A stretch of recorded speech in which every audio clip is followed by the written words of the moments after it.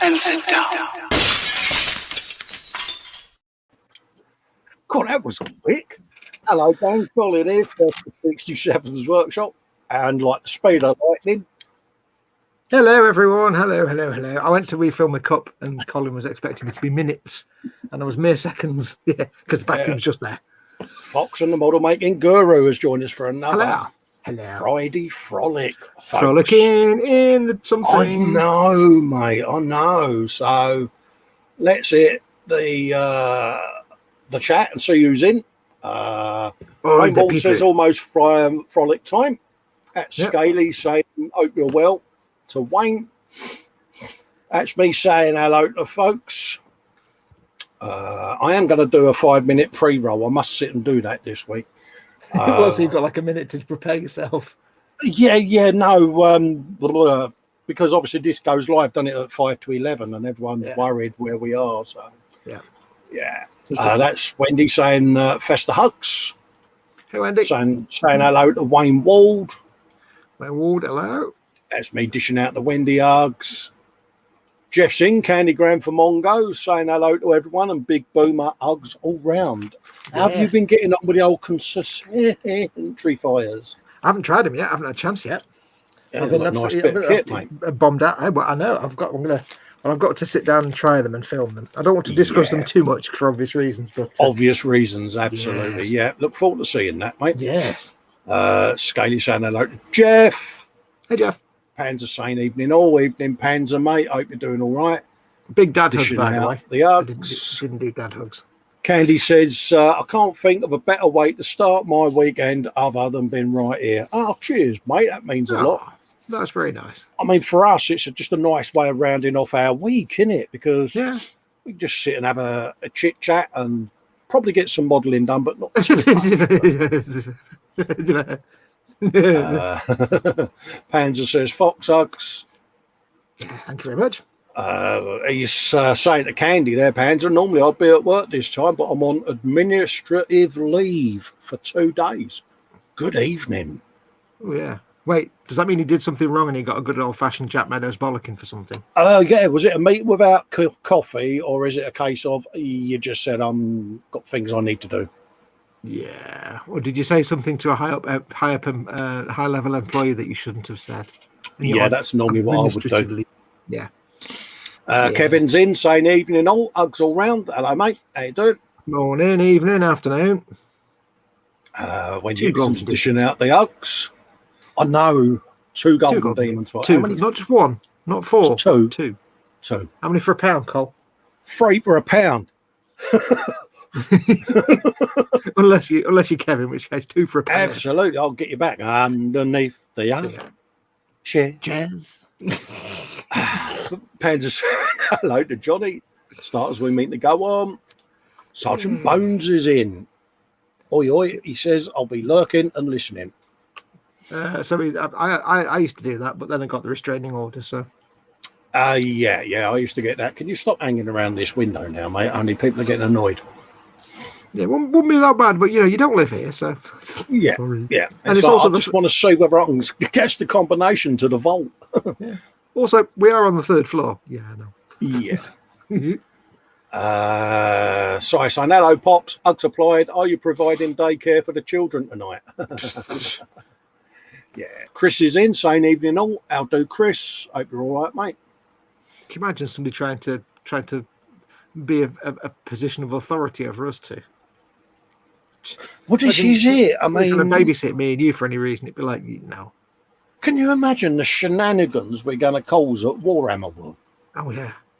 I know what's going to happen. You're going to walk in. The first thing you see when you walk in is a machine where you put a £1 coin in and you get a pretend coin out, a pretend metal coin, like with the Warhammer logo on. And it's like, I'm like, I want another one, I can see you just like buying hundreds of them. Well, I like that.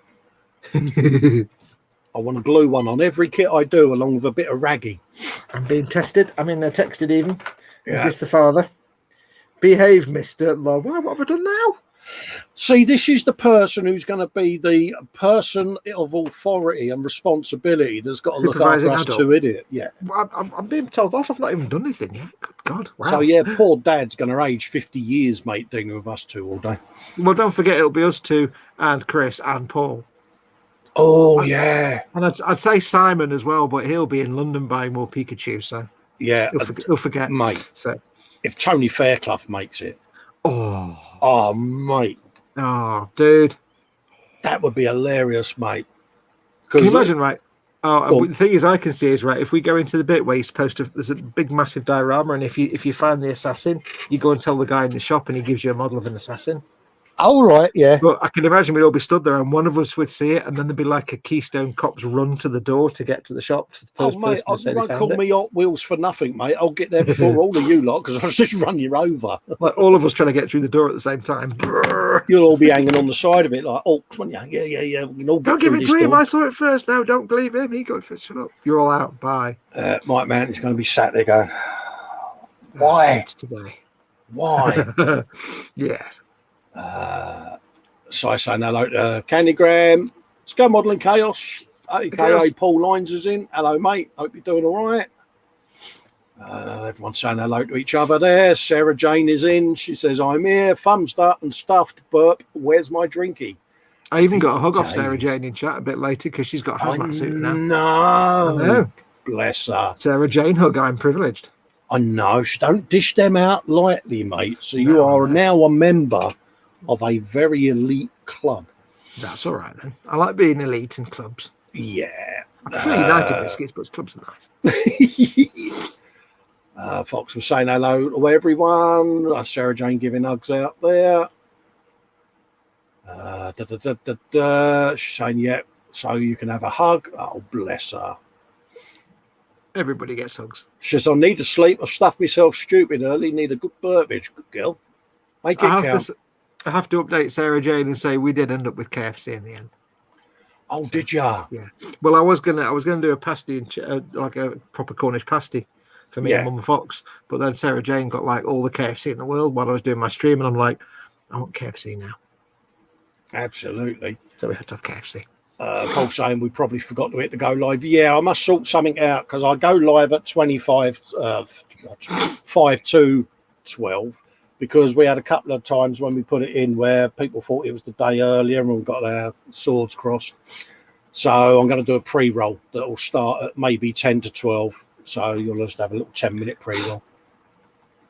That and the fact that me and him were yattering like a couple of old bints anyway and just forgot to hit the live button. But there was that. Yeah, but if you said like midnight Friday, half the people turn up at midnight Thursday because they think it's Friday. I had that with Lynn, didn't I, where she was sat there. She, where are you? I said, show's not till tomorrow, darling. Yeah, it's almost like turning up to Telford a week earlier, something, isn't it? Yes, these things happen. Thanks, mate.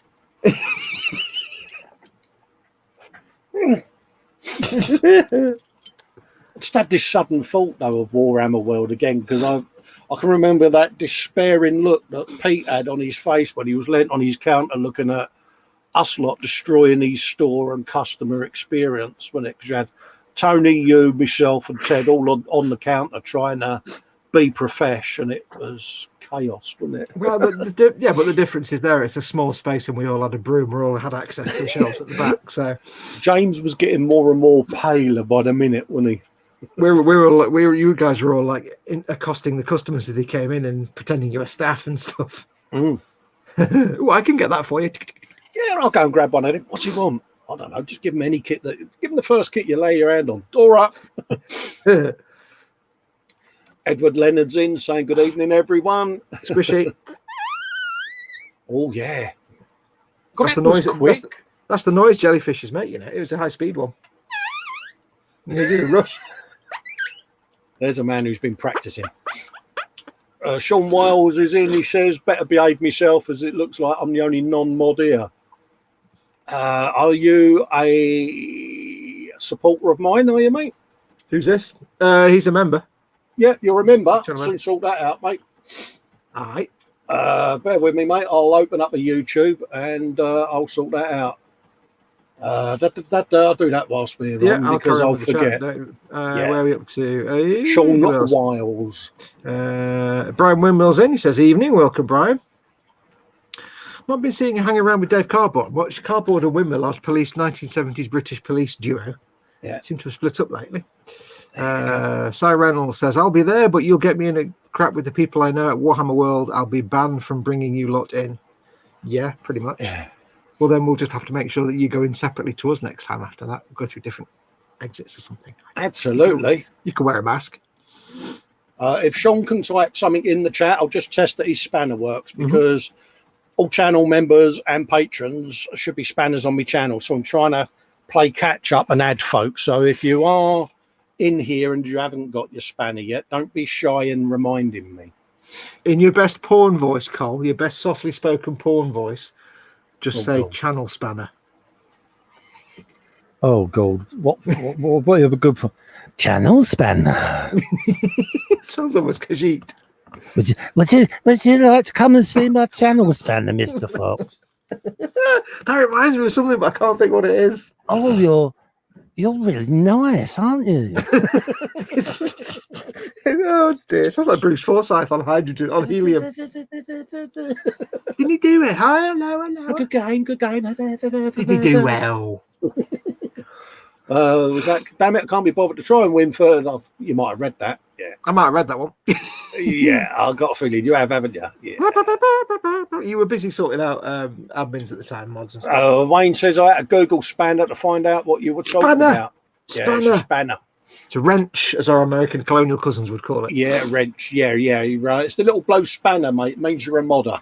But the funny thing is, right, if you use the word wrench, you lose an entire insult because you can call someone a spanner, but you can't call them a wrench. No, if I use the word wrench, my missus will beat me because she thinks I've called her a wench. Yeah. No, yeah. Like you can't, I can sit here and say, "Oh, that bloke is a complete spanner," and everybody knows what I mean. Yeah. But if I say that bloke's a complete wrench, they'll be like, "What?" Yeah. You can have a spider pig for your trouble. Spider pig. Sergeant Bone says, "Here's a funny note. Spanner means peeping Tom in German." Spanner. Ooh. That's his fish. So, your channel's full of spanners, isn't it? And Lord Bartley, the first says, can call him a nut. There you go, mate. Chat's caught up. Ooh, if I've missed anyone, not intentional. Yeah. Panzer does clarify about the administrative leave. He says, "I'm fine, but due to what I do and where I work, I now have a chat with..." Oh, hang on. No. He said he was witness to an incident in Dumfries, given where he works. Yeah. So he gets a few days. Yeah, you know what I mean. Yeah. We know what you mean. 12 minutes in, FFS says Cy Reynolds. Is that to do with Golden Demons or insulting him or the fact he got lost? I don't know. Mind you, it's anything insulting Simon, isn't it? Yeah. There you go. For some reason, Panther says CFAX, page 1605, Southwest Scotland, first two items. Wait, what? CFAX? Call CFAX and teletext. CFAX. Lord Barclay's in. Hello, Lord Bartley. How you doing, mate? That's a big, healthy mug there, Cole. Oh, mate, I needed that. Now, let's get a shot of that. I'm just going to get this out of the way right now. I've got my big... I'm still using my big pink straw. So if you want to mock my big pink straw, just get it out of your system now. Who, me? No, yeah. I'm fine. BPSTM, big pink straw. Yeah, it's My Little Pony straw. Shut up. That's not My Little Pony. That's your special Saturday nights back in the day. Yeah. Let's get my chat of goodness down on the bench. Yes. So what are you doing this evening? Are you still working your Valkyrie? That somehow found its way on the bench and started to get painted earlier, but I'm not Valkyrie? In the old. No, that one. Booster thingy, whatever it's called. Mike Mountain says. Mike Mountain sent me a text saying, "Big pink straw tart." Is my big pink straw TM? Yeah. He was mocking my big pink straw the other day. So the only choice of straws I've got, because I got my teeth knackered, so I have to use a straw. So otherwise, it's too painful. No, I'm not asking for sympathy, and I really must dig that little tiny violin out. We've only got metal straws or this single big pink straw, and the metal straws for some reason burn my lips. I don't quite know why. They're horrible. I don't like them, so I have to use the big pink straw. Oh, you're such a girl. I know. I have special needs. What can I say? Let's see. Scale Modelling Kale says, Chris Connerbear, Fox has nicked your straw. So I'm not the only one with a big pink straw then. I'll have you know. Thank you very much. No, we affectionately call Chris Connerbear Lily. Lily. Hang out because he has an affinity for all things that are pink. So does our friend George. That sounded so wrong then, didn't it? Well, it came out of your mouth, so by default it was probably wrong. Yeah, Captain Wrongness strikes again. Let's have a was jiggle around wrong, the webcam. Have a bit of a move around. Jiggle your bits, what? There you go. Right. What are you jiggling now on telly? I'm playing. Ooh, steady Neris. So, yeah, steady Neris. Right, Well, I did. I received all my little bases this week. Oh, you finally got them. Yep. And bizarrely, the chap that sent them to me, that I just randomly, some random bloke I bought them off eBay from, turned out he says, "Oh yeah, I watch your channel and I'm subscribed, and here's a few extra ones thrown in for you. Keep up the good work." I'm like, cool. Oh, nice. Thanks, Graham. Graham is called. So I've got a few extras. So I've got all my bases out. Yeah. And I realised to my horror, I thought I was building like 6 Pox Walkers. I'm not. I'm building 20. Oh. So I've built 6 so far. I've got, 14 more to go. I didn't realise I had that many Pox Walkers in this set, so quite a lot. Yeah, that's quite a lot, mate. So you know what I'll be building for the next few weeks. Shut up. Only for the next few weeks. I love your optimism, straw boy. See that? I've got 2, look. You can have one of them. Ooh, hello. Hydraulic action going on there. Steady. No, best spider pig. Oh, let's get the old chatty pops up. Oh, that's what I was doing earlier as well. I'll show you that in a minute when I've put that over there. Sarah Jane says, metal straw, that's a pipe, you muppet.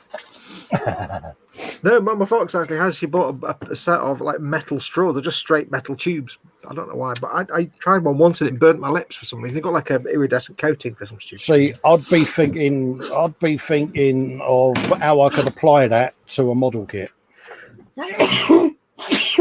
Excuse me, where'd that come from? That was a manly sneeze. If ever I've heard one. No, that wasn't manly because I'm trying to be quiet because Mama Fox has gone to bed and because I'm trying not to sneeze into the microphone, but it didn't work really, did it? No, it didn't, mate. That goes with the pink straw. That does.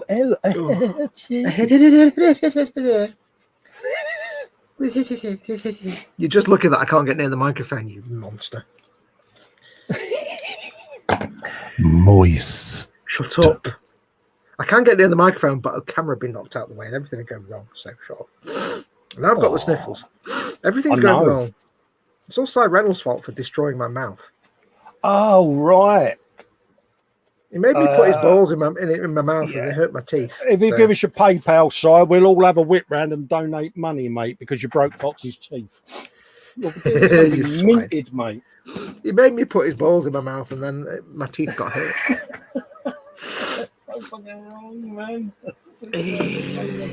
I may have attached something to the bone blade. Look, exhausts. Exhausts on the crane. This seems correct. Because, I mean, it's a big piece of industrial machinery. It needs to have an engine in it. So the other one's got an exhaust on it, as it's basically a mini digger, isn't it? That effectively. Yes. So I did well today. I've attached something to the bane blade. I've painted a base layer on a custom booster blaster. I suppose really I should do something with me motorbike. I mean something else. No, I've done nothing to my motorbike. I've not touched my motorbike. It's the same as when it last appeared on Monday. Unlike someone else, I've been good. I was thinking of doodage and where to put doodage, if I remember rightly. Yeah, that was some bits for that. Yeah. That's the problem with like doing a build once a week, like catching up one. You have to remember what the hell you're in the middle of doing. It's a nightmare. Oh, mate, I just watched back the show for the last 5 minutes. It's like, oh, yeah, that's where I got to. Well, it's like me when I do my gaming streams like Skyrim and Fallout. It's like I start the thing, I'm like, right, what the hell was I doing a week ago? Nowhere. why am I looking at this door and I've got a penguin in my hand? Well, there's going to be some additions to this. I've got some dudes done. Dudularity. I've got some extras over from the Baneblade. See, because the story is, this is where Mike said to me earlier, you will end up with a gaming table at this rate. Oh, yeah. And I resisted him and said, well, I don't think I will. But the storyline is, these are spare barrels off the Baneblade because I couldn't find anywhere to put them because I'm running out of room. So you're going to have this basically doing a delivery to the Insane Blades. You got some little dudes carrying boxes of ammo. Oh, look at that. Little cute dude. Little grot. Yeah. Awesome. So, yeah. And this is off the resin print. Or anything like that. Oh, no. That was off the resin printer, that was. Oh, so those little resin prints, they are beautiful. You know, and you got this little guy here. He's carrying some bits and bobs. You should put yourself full screen, let people see, dude. Yeah, that's normally the thing to do, isn't it, mate? I like the subtle hint there, mate. Yeah. I thought I'd just gently suggest it rather than... That little dude there with his little ammo box. Helps you if you can see it, doesn't it, folks? Sorry. Is it going to be one of them nights?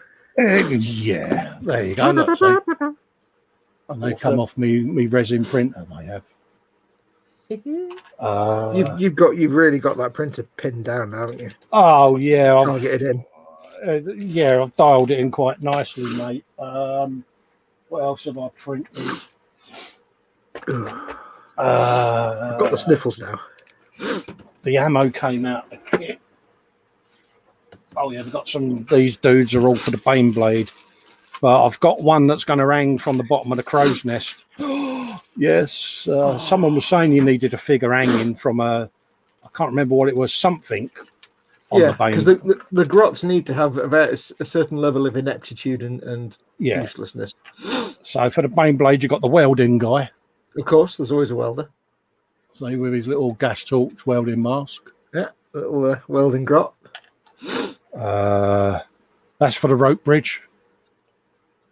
Little geezer running across the rope bridge. He's hanging off the bit of rope underneath the crow's nest. looking gormless and dejected. Yeah, what do I do now? Guy with a drill. Awesome. And that's going to be the guy sort of playing around with the crane or the little ball and chain on the side. So, yeah, all of those. And then obviously bits of metal work and all kinds of gubbins. Awesome. I've got some more stuff that I need to print this week to go on the Valkyries. You'll have to see if you can find a grot with an oiler squig. You may not know this, but a lot of the things that like orcs use for tools are actually squigs. Oh, right, yeah. So, like, if they need oil, if they want to oil a vehicle, they don't have a can of oil. They just have an oil squig. They squeeze it and oil comes out. There's a squig for everything. So you should have a look and see if you can find an oiler squig. It's basically just a grot with a big oily squig that spurts. Oh, I am oil sure out. I can find some. Yeah. They have a squig for hair. They have a squig for eating. Hello. This will be the father again. Hello, father. Yeah. Blow your bloody nose. I know I've got the sniffles. I can't. I'm going to have to. It's because I did that sneeze and all my brains came out. Hang on. Let me mute my microphone for a sec. Yeah, no worries. Give it a good old blast, mate. James is in saying evening, Colin and everyone. Hello, mate.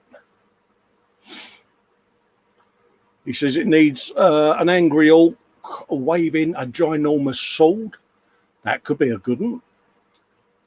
Limbs add barbecued ribs, pulled pork and brisket with a side of loaded mashed tatters and barbecue beans for a belly and for the bench. Well, the food is on the bench right now. Barbecue beans. I should get two of my bases out that I bought myself. Yeah, Sarah Jane says, stop sniffing and blow your nose or you will get a warning. Yes, I don't even, when I get a sniffly nose, I don't even realise I've got the sniffles. It's just I'm sniffling. Yeah. Like, Nim Sindarin's in. Hi, Nim. Hope you're doing all right. Hello, hello.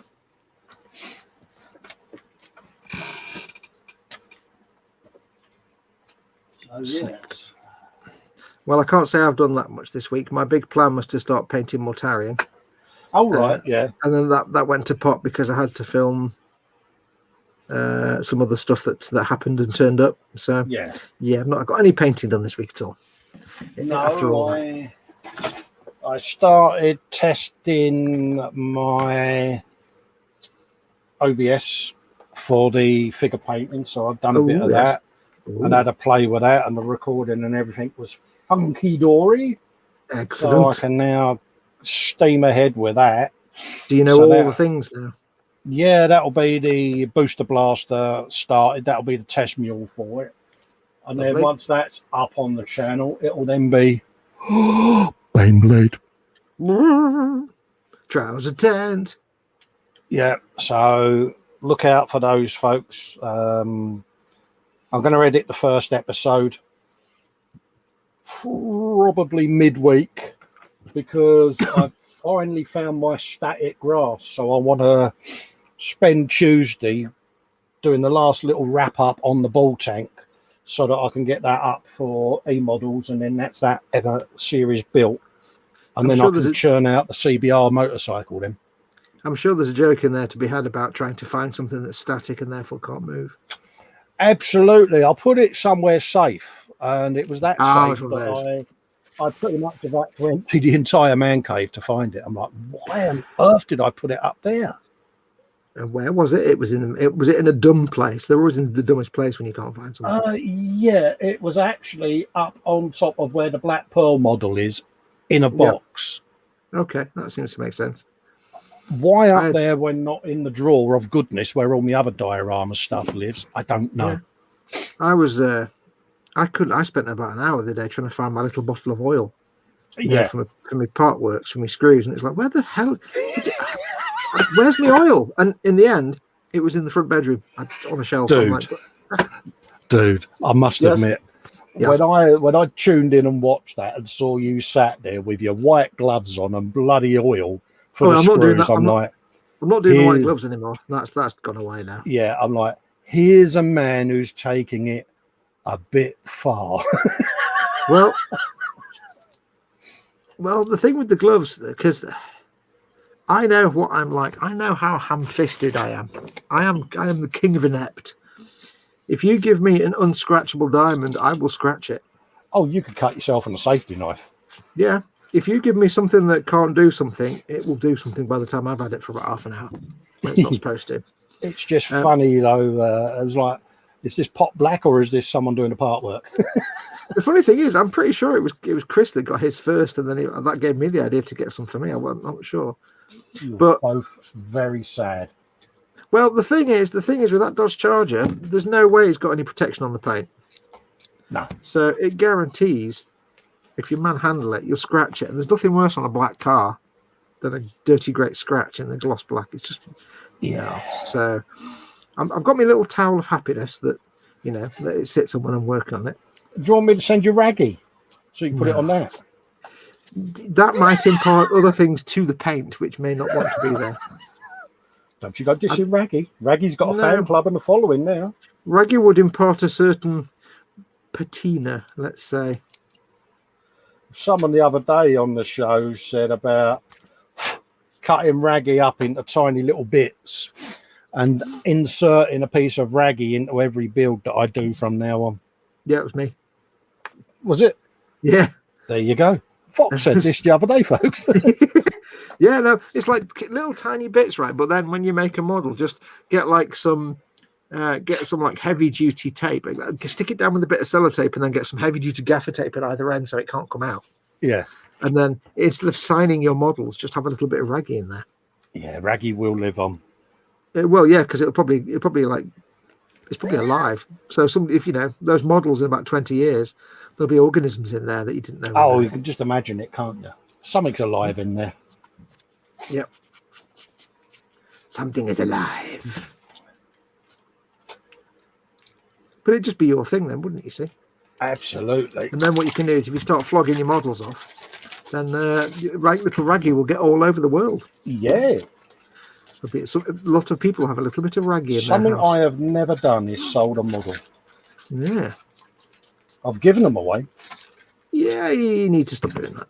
Yeah, I've done that more than once. Someone will go, oh, I really like that. Yeah, take it with you. Yeah, there you go. Bye. Yeah, you never see them again. Yeah. Oh, I really like that massive Eagle Transporter you did. Yeah. Silence. Oh, yeah, no, you're paying for that one, mate. Yeah. Okay. Yeah, no, you should flog them. Get them on eBay. Get them sold. Yeah, I don't know. It's a nice little bit of income. Whether you think your model is worth whatever price you ask for it or not, doesn't matter. Because whatever price you ask, there's usually someone that will pay it.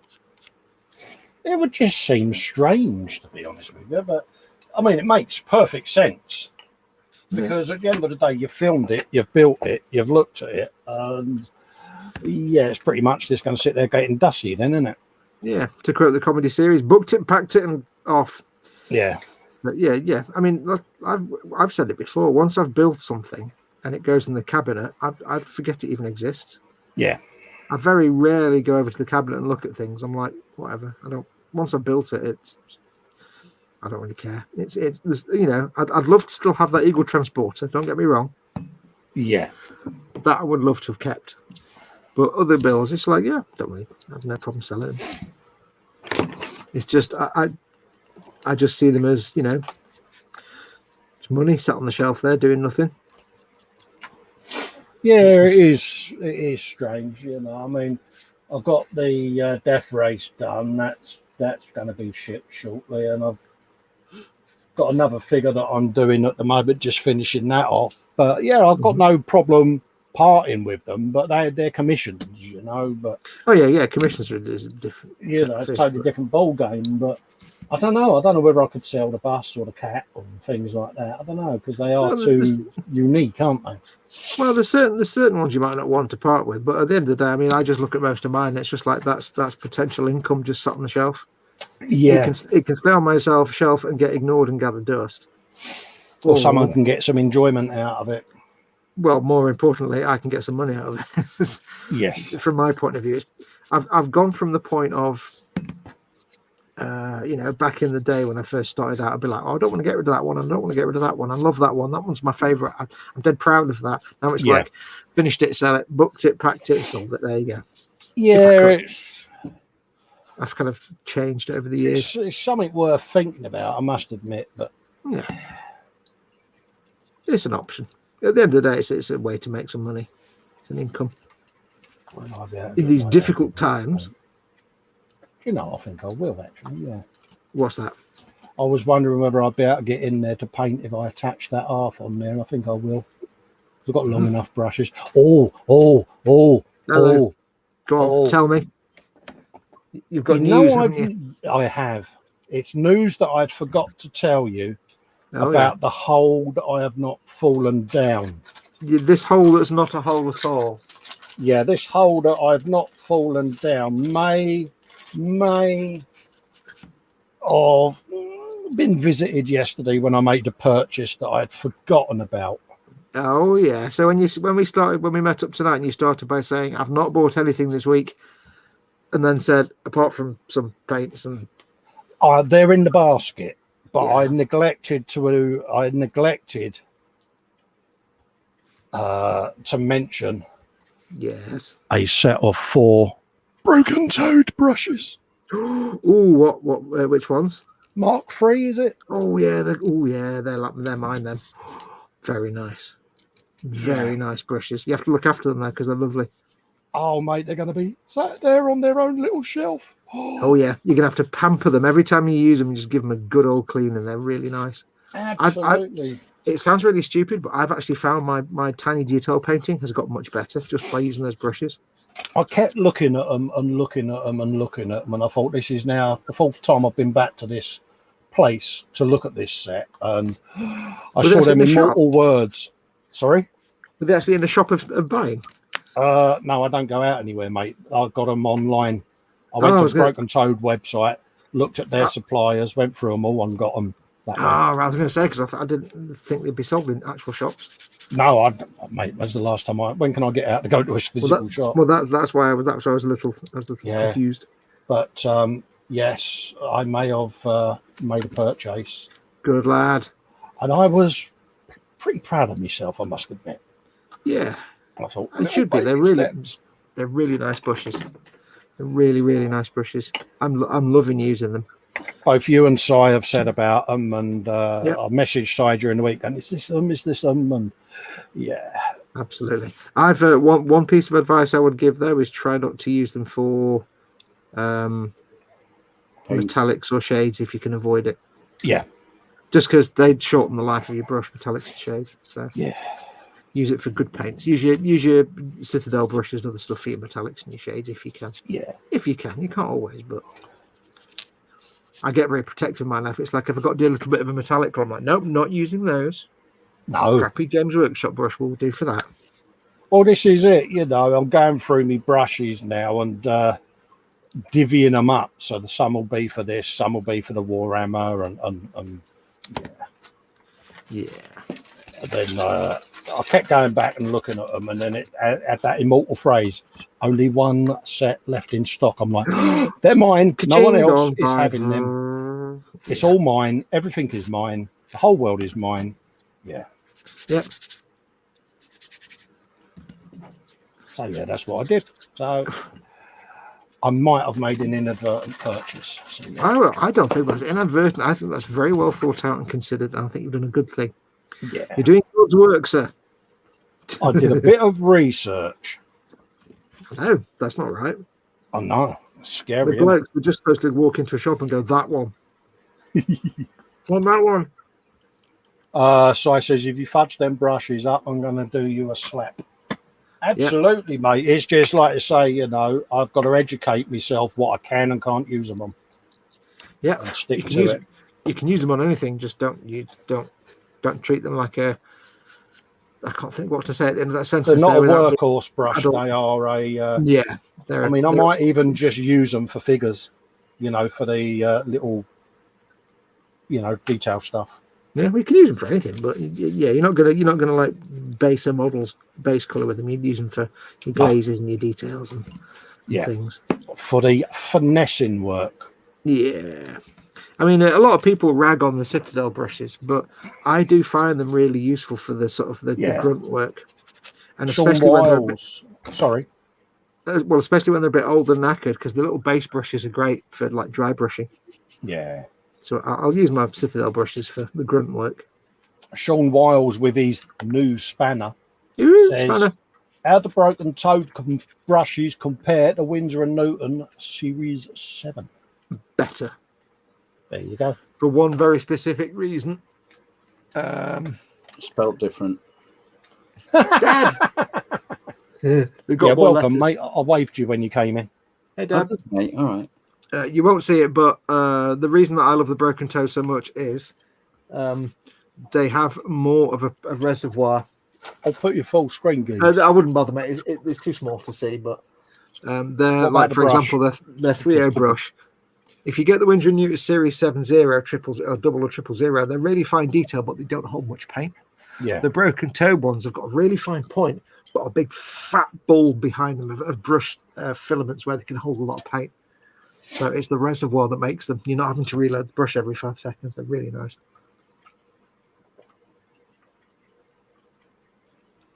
So, yes, I think they're better. Well, this is it. I mean, I was going to go for Winsor & Newtons, but then they are really nice. But I can remember you saying about the Broken Toad stuff, and I couldn't, for the life of me, remember the name of them. And then Si mentioned them again when he was in an hangout, and I was like, boom, scribed it down, and then Well, the thing is, you know, he's got 2 golden demons, so you always listen to what he tells you anyway. Oh, was he really? Yes, apparently. He doesn't talk about it much. No, not at all. I only found out a couple of minutes ago. Bloody hell! I know. I don't know, all this going on. I know. And did he use Broken Toad brushes to win the Golden Demon? Yeah, I don't know. I didn't want that to stay on there anyway. There you go.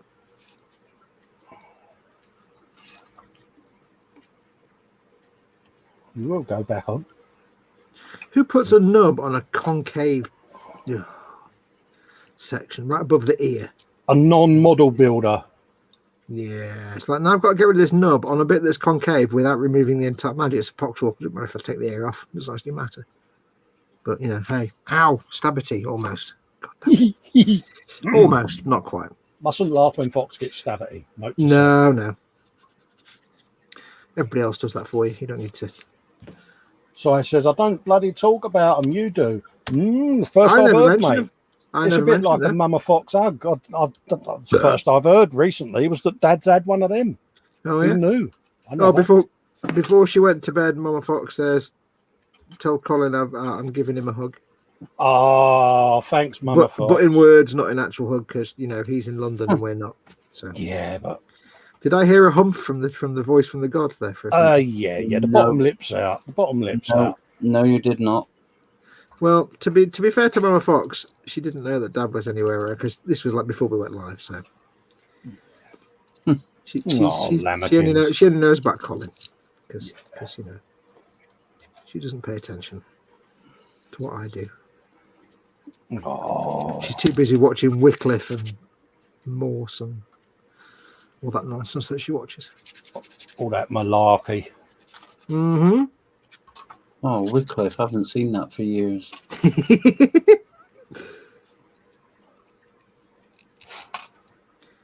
Never watched it. Not my kind of thing. All in Cornwall. All set in Cornwall. That's all right, my babber. Ah. Oh, look at that there, Tony. The stratification here, the ancient Roman layer. Ah. What we've done, Tony, we've dug down here into this layer here, and we've got these Roman artifacts, but in the middle of it, there's this stonking great power line. So does that mean it's modern? No, it's an ancient Roman power line, you idiot. Okay. That joke worked in my head. Didn't work when it came out. I'll shut up. Yeah. So I telling everyone about the broken toe brushes. Series 7s have a larger belly. Yeah. Series 3s, have a larger belly.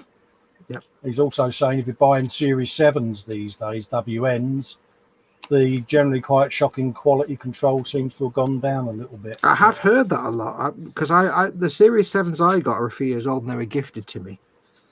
And I was going to get some Series 7s. I've never actually bought any. And, no. And I stopped short because I read so many people saying they're not as good as they used to be anymore. No. This is it. I mean, I've got some of the ordinary Winsor and Newton brushes up buried amongst that lot, but yeah, I just thought, well, I've heard good people rave about them, and if they're good enough for you guys, then why not give them a go? Yeah. I mean, the thing about Winsor and Newton is you have to remember Winsor and Newton's main thing is to artists, not to model makers. Yeah. And although, you know, they're exceptionally good brushes, they're kind of designed for people working in 2 dimensions, not 3. Yeah. They're not really intended for model work. They're intended for arty art. So we kind of put them through more rigid paces sometimes than regular artists do. And not least because we're brushing over 3-dimensional surfaces that can, wear the brush out. So why not go for a brush that's designed with modelers in mind? Also, Broken Toad sounds fantastic. It does, doesn't it? It's got a ring to it, isn't it? What should we call our brushes? I don't know. Broken Toad. It's a toad that's broke. You broke me toad. Oh, man. Yeah. He's got a broken toad. Oh, was he? Yeah. So anyway, how are you doing, Dad? I'm all right. How are you, mate? I'm all right, mate. How are you, mate? I was on your stream this afternoon and I never had my little members logo come up. Did you not? No. Why not? I don't know. It's because... Is it because you're a spanner? You're a spanner? No, my debit card ran out, didn't it? Oh, did it? I've got a new debit card and I haven't updated it all yet. Oh, right. That's the thing with YouTube members. You don't get any notifications when people start. Well, you do when they start, but when they stop, you don't. There's no way to know. So, oh, yeah. Because I know you normally pop up as a spanner, but you have the little thing after your name, don't you? Yeah. You have a little logo. And it wasn't there today, and I thought, that's weird. Why is that? Oh, does that mean you're going to go back to being like green? No, it doesn't, because they only suspend it until you put your new card details in and then Oh, right. reinstate you. Oh, you carry on where you left off. Yeah. Ah. You're joking. I'm 7 or 8 months down the road now on that one. I think I ain't losing that much. I think you've got. I think I've only got little colours up to about 12 months, and after that, it's just. I think you just stay gold because gold's the best, obviously. I think. James is off to bed now, guys. He said, I'll catch you all tomorrow or on Sunday. Yeah, no worries, James. Take it easy, fella. No night, James. Have a good night's sleep. I'm sweating like a bingo caller right now. It is a bit wet around the gills, isn't it? Yeah, it's not like hot, but it's like It's kind of moist. Moist. Moist. I can't do it because I can't get in the microphone. Mildly moist. For hands that do dishes. Oh, you're a bit moist down there. I'm a little bit moist. Got a bit sticky in the places, you know what I mean? Not for any of the right reasons either. Oh, sorry. Yeah, so that'll work. Thing is, it doesn't matter what silly voice I do, it'll always be beaten by Colin doing an accidental dot cotton. I forgot about that. Yeah. You just occasionally go, oh no, and it's like to me, to my ears, to me in my northern ears, it's just dot cotton. I'm like, that's just genius. Yeah, I had forgotten about that. Accidental dot cotton. Yeah. Oh, this is the arm that makes no sense, isn't it? How is it with the what and the what? How does this even with the I want to dry fit you. Yes, spoon. spoon? Like that. I just want to see how the silk scarf flutters out the window. Oh, you little silks. Oh, you for your piloty dude. Oh, yeah. Oh, This is correct. Well, Is it most exceptional? Edward's just said, did Fox build a 2-part dude yet? No, I think he's almost there, though, Edward. I'm about. There may be gluing ahead. Yeah, you There got may be glue the ahead. 2-part window there with the little dude's scarf. Adorbs. That looks mint, dude. That looks fantabulous. I really wish I was building my Valkyrie now. Yeah. So that's what that'll do. See, I've got a major problem now if I build anything that you've built. Because when I build it, it'll just be whatever it's supposed to be, and I'll be like, it's boring. Compared to yours. Like my their own, though, isn't it? my Baneblade, it's just a Baneblade. Yours is just a work of goddamn insane genius. My Valkyrie would just be a Valkyrie. I mean, the thing is with the Baneblade now is, don't forget, it's got additional raggy. That's all I can say. That's all you need to say. Contains 100% more raggy than any other Baneblade. I still think I need to do some kind of person balancing on the beam behind the cell. I've had an idea. Oh, go on. How about Now, it may require some structural shenanigans with raggy, but there's that kind of pirate trope, right? That at some point somebody ends up sliding down the middle of the sail, but with the sword. with a sword? Yeah. Yeah, ripping through the sail. Yeah. Of course, they don't tend to walk around with cutlasses in Warhammer, but Yeah, there's got to be something in there. There's a little void between the back of the sail and the mast. yeah, I was thinking of putting some kind of wooden walkway across it or something. But oh yeah. I mean, if you could find like a grot with a bill hook of some sort, you could cobble that together. I don't know. oh, bloody hell, yeah. There's more than one way to cobble an hook. He says like he actually knows what a bill hook is. It just sounds about right. Sounds like a very dock worker type thing. Oh, yeah. It's hooked up bills. Yeah, trouble is, someone, it's a load of billocks and they don't realise that that's what you mean. That's a load of billocks, that is. Slap. No, I mean it. It really been. I'm telling the truth. I'm telling the truth. Yeah. Did additional bit of support for Raggy, and I reckon that'll work, you know. You're going to have to stop these ideas, mate. I know. Why is it I get all these brilliant ideas for your things, but when I try and do one myself, I'll be like, I don't know. I think it's because I don't have to. I think the thing is, if I was doing it myself, I'd be like, here's an idea, but but then I have to have the consequence of actually trying to build it, and I wouldn't be able to. There is going to be this scenario that creeps up where there's going to be a joint custody court claim, isn't there, for the Baneblade, and you're going to want 6 months, and I'm going to want the other 6 months, and yeah. You did sign the intellectual property part of the contract, didn't you? Anything you come up with is my property, counts as my property. Absolutely, is immediately yeah. I remember when I was much younger, and I was my first job. Well, not my first job, my first private sector job, because I started off in the civil service. My first private sector job working for 9X. Yeah. And in the contract there was a bit about intellectual property and inventions and stuff, and it says that while you're in the employ of 9X, anything you come up with relating to the business is owned by the business. Oh, right, yeah. Any inventions or designs or anything like that will be classed as property of the business. And I was like, but if I come up with and I misread it and was like, what if I've got a different piece of music? You own it. You can get lost. I was all militant and everything. No. They were like, no. If you come up with a way to work, if you come up with like a way to design a new cable TV network, right, okay. Nah. I was like, what about if I do this comic strip? Yeah, no, we don't own that. Okay. I reckon a bit of raggy in there. A little bit of raggy. Are you going to put some raggy in the? Yeah, right in the way of where the jets are. So it'll bound to catch light because it's Orcs. They will not care that there's a bit of flammable raggy nearby. No. I think what you could do with a bit of raggy on there now. All kinds of things. Yeah, it can be suspended and be full of squigs. Oh yeah, like a squig hammock. Yeah, that sounds wrong. It kicked me right in the squig hammock. Yeah. Right, I built two Budgie dudes. Smugglers has just sprung to mind. Why? Why has that just crept in my head? Built two dudes. Have you? Mate, this is full screen material. Two dudes built. There you go. Moving on. Are these those? Pay no attention to the man behind the curtain. They're very complicated builds. Moving on. I was going to say, are they the two-piece dudes that we don't know? They're not on screen now. I can't tell you. Oh, one of those, is it? La la la la la.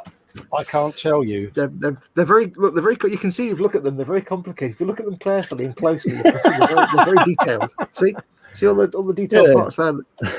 Look into my eyes. Look into my eyes. Look around the room. Look into my eyes. Right, okay. So that'll go in. I'm enjoying the cleanup, so I'm taking my time.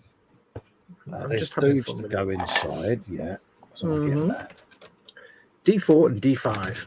Other dudes that are going to go on there. Now, do I? D4. Oh yeah, I could have it. Oh yes. That sounded a bit filthy dirty. That'll work because it's Orcs, isn't it? Yeah. Orcs, isn't it? Okay. Yeah. Okay, that'll work. Ooh, this guy's got a sword. D4, D5. Yes, I've not been very productive at all. I have been, but just not on the.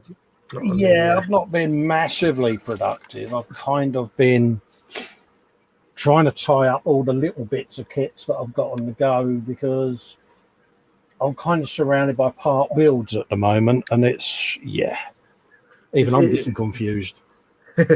Yeah, you can only do so many things at once before you haven't got a clue what the hell you're working on. Yeah, I mean, luckily I don't have a bike on my bench that's nearly assembled. Mine's in the box in bits. Behave.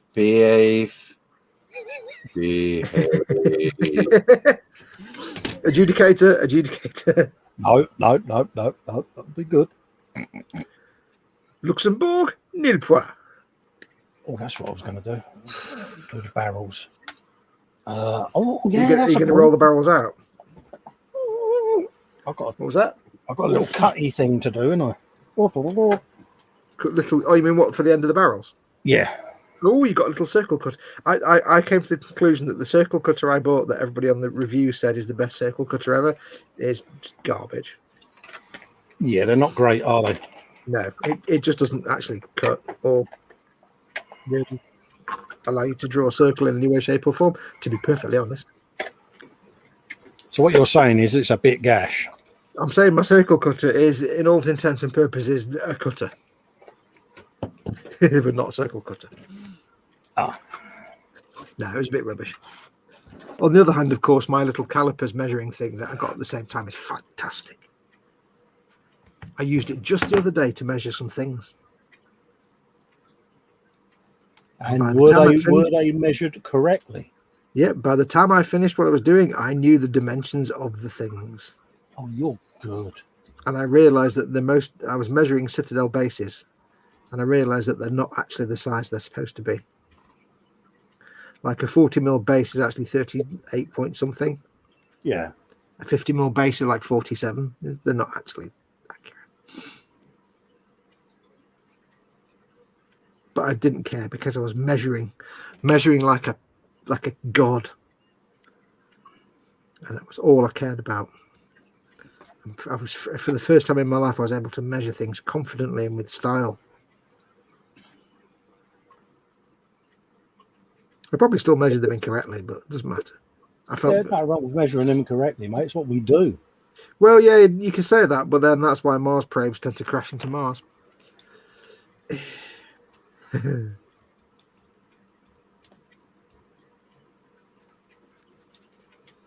heard that thing, didn't you, about the Mars Explorer probe that never made it? No. Because the guys in NASA measured everything in feet and inches. Oh, no. And the contractors from Europe measured everything in meters. And never the twain shall meet. And when it went to go to Mars, it kind of just shot straight past and carried on going. Yeah.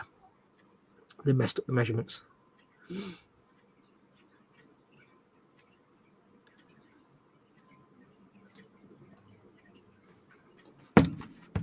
I think the Americans probably measured it in like cups and like bushels of wheat and stuff. Yeah. Yeah. When we get to about 35 million bushels from Mars, we have to do a three cups turn. Everybody else is like, what? Yeah. Panzer said that was the Beagle probe. That was Beagle, wasn't that? That's the one. Oh, Beagle, that's the one, yeah. Yeah. Pitchfork or whatever his name was, the guy that did it. Yeah, he looked like one of the guys from the Wurzels, didn't he? Yeah, and he was so crumpled. He looked so crumpled when it went wrong. Yeah. And it wasn't his fault because some contractors messed up dimensions. It was like, yeah, it's one of them things, mate. Plucky little British probe that couldn't. Right. That other one seems to be doing the business, doesn't it? Oh yeah. I was reading a thing today. It's Perseverance, isn't it? What's the helicopter called? Ingenuity, that's it. I was reading a rather amusing thing today, and it was just describing something, but it was saying it's almost like a teenager with a little brother. Yeah. Like the teenager being the rover, and the little brother being the helicopter, and the rover's like, because now the helicopter's stopped being the focus, the rover's like, oh, thank God for that. Now I can get on with some bloody work. Because it's been trying to, it's been in the shadow of the little helicopter. Doing its thing. Yeah. It's like, will you just bugger off and let the grown-ups do their jobs, please? So it kind of I like the way some of the journalists and things give them personalities. I love the way that NASA sometimes gives their craft and rovers personalities. Like Opportunity and Spirit have Twitter feeds. Oh yeah, but it is the thing, though, isn't it? Oh yeah, the Voyager probes have Twitter feeds. They're quite fascinating. But I absolutely love the way everybody felt. You remember the little Pele lander that was going onto the Gerasimenko, Churyumov, Comet, whatever. What was it called? Gurevich Gerasimenko, I think it was. The little there was the probe, and then there was a little Pele lander that was going to land on it. Yeah. And then when it landed upside down, and its battery was going, and everybody was like really sad because it was this poor little plucky little lander that didn't quite work. Oh. And there was all these little sad little pictures and drawings of this tiny little cutie lander on this rock, saying, "I'm going now, bye." It was like, oh, so sad. I love the way they do that. They give them all personalities. It humanizes it. But I'm a big space. That's the thing, isn't it? I think this is where Elon Musk is doing the thing with his SpaceX. Yeah. You know, he seems to be really sort of, dare I say, garnering the public interest in space that hadn't been there for quite a number of years. Yeah. I mean, it's a shame about Elon Musk himself being an absolute tool, but you can't knock his business and his SpaceX thing. The man aside, let's forget the man exists for a minute because he himself is a complete tool, but the work he's doing, Oh, yeah, you can't fault it, can you? can't fault that. Let's just pretend he doesn't exist, but It's the inner nerd, isn't it, in all of us? oh yeah.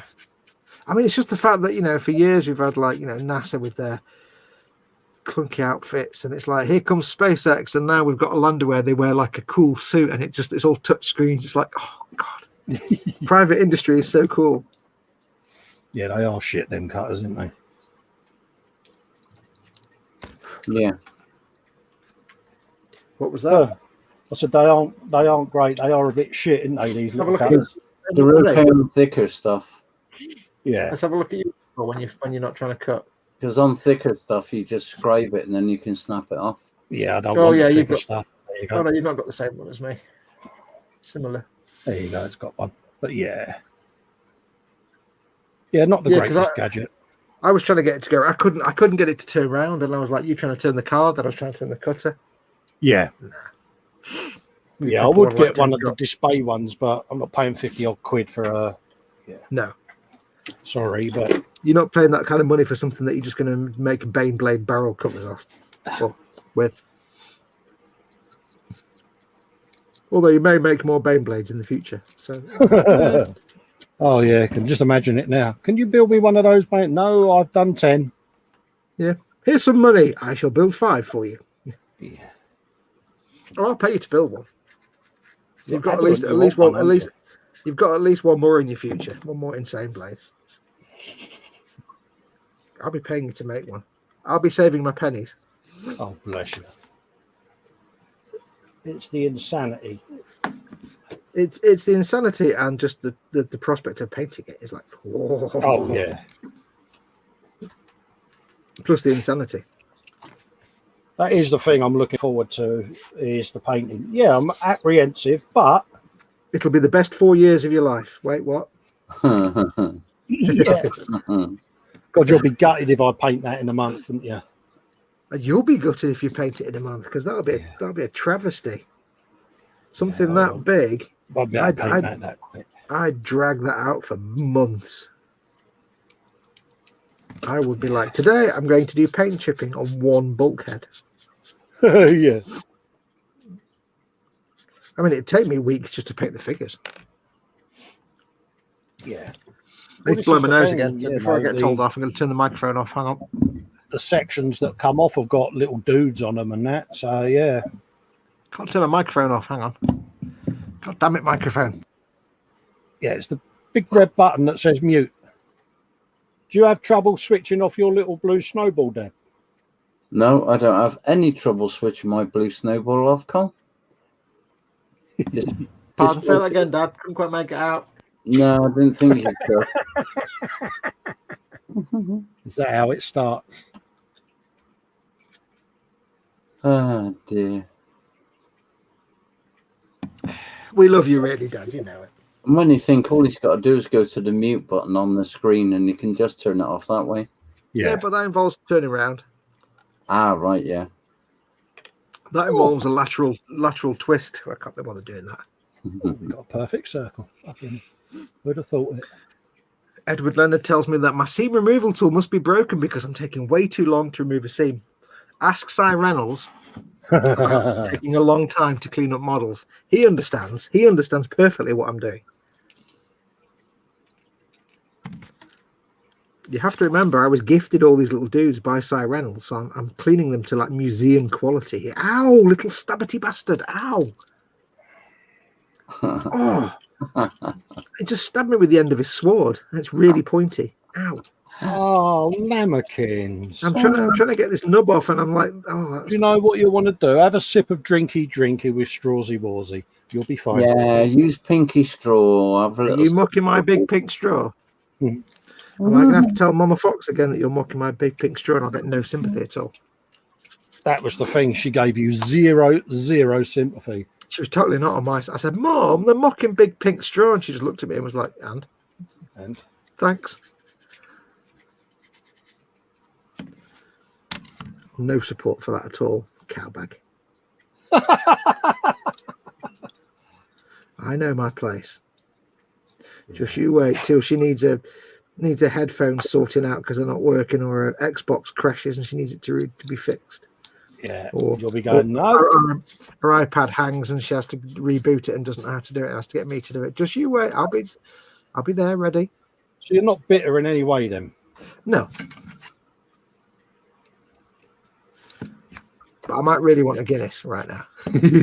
Oh, a Guinness. Oh, God, like the Guinness. I'm not bitter. I'm not keen on Guinness. I'd kill right now for a Dunham Milk Stout. Oh, God, I'd love one of them. I've got some Doom Bar Ale in a keg, in a beer cooler that the wife bought me. She says I'm now allowed beer because my pills have changed. So I don't know if I can drink beer now with my teeth. I don't know. Oh God, you enjoyed it. Usually, I assume I can, but I don't know because they're kind of acidic, aren't they? So I don't know. So. Oh, my teeth! That awful Cy Reynolds has cost me my teeth. No, I think my teeth were already. I don't think that actually caused the damage. I think the damage was already done. They just suddenly brought it to my attention in a rather violent way. Such a princess. No, you know what sensitive teeth are like. You know exactly what. Yeah, but who is it who's told me I can't get me pliers out anymore and has killed my fun? Yeah, that's not a normal response to sensitive teeth. That's an exceptionally violent response. It's like the tooth is wobbling and it's getting on my wick. It will be removed. Yeah. But there's people that can do that for dentist to do it. It's going to cost me serious money. Because you can try and avoid getting an infection or breaking your jaw or leaving half the tooth still in the hole. You won't do that. If it's suitably loose, you won't do that. How many bottles of paint I could buy for that money? Yeah, I don't know. For the hole I'm not down. Yeah, I'm not gonna. I don't need a a brain surgeon. I can just get myself a couple of pins and heat them up. It's just, no problem. Have faith in me. I will come on the stream one night, minus the teeth, and you'll be going, oh, I'm so going to grass you up to H. I wouldn't need to. She'd be kind of obvious that if you took all your teeth out, she'd be like, something's different. What is it? Yeah, I had my day. Oh, but I got a perfect circle with my circle cutter. Oh.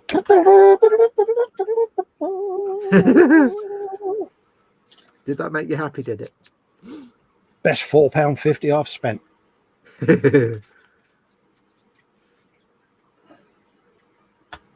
I don't know. There you go. You could get a good kebab for £4.50. Yeah, it didn't take me many attempts. I just like that. But hey, I've got some stuff for me sprue goose. So I'm happy. Everyone wins. What you need, you know what you really need, is an adjustable hole punch that you can adjust the diameter. Yeah. And just go, that'd be great. Perfect. Well, I used to have a set of gasket punches. That sounds because I used to make my own gaskets for the motorbikes, you'd have your cork and you basically it was like a round centre punch but hollow, and give it a bit of that. Yeah. Instructions for use: 1, repair the cork; 2, give it a bit of that; 3, job done. Absolutely. Should it move? Yes. Then hit it with hammer or use duct tape to stop it from moving. That's all you need. I think next time I do a tutorial video, I need to have a section where I say in a posh voice, the next step is to give it a bit of that. But you're mocking me again, aren't you? No. It's just like phrases that make perfect sense when you say it in like a normal accent. But if you were to say, and now we shall give it a bit of that, it makes no sense whatsoever. Out of context, it's nonsense. But if you say, yeah, give it a bit of that, you know exactly what it means. Absolutely. The funniest thing this week has got to have been trying to listen to Cy Reynolds try and do Cockney accent. Oh, did I miss all this, didn't I? Oh, mate, honestly, a little bit of Man Week came out. When was it? Was this on Chris's thing? Yeah, and he was trying to, hello, geese and all. Oh, mate. I take it he didn't do very well then. No. Was he worse than even my? Oh London yeah, accent? absolutely. It was bad. Was it worse than my Australian accent? Oh yeah, it's the worst attempt at an accent of mine that I've ever heard. Even Ted's was better. Wow, even Ted was better. That's pretty drastic. That's some Yeah. fighting words there, dude. Yeah, Ted's was better when he did my factoid the other week. Because Size was atrocious. See, that's pretty drastic because when Ted tries to do an accent, all he does is speak a bit slower. It's quite funny when Ted tries to do a silly voice. He just kind of talks slower.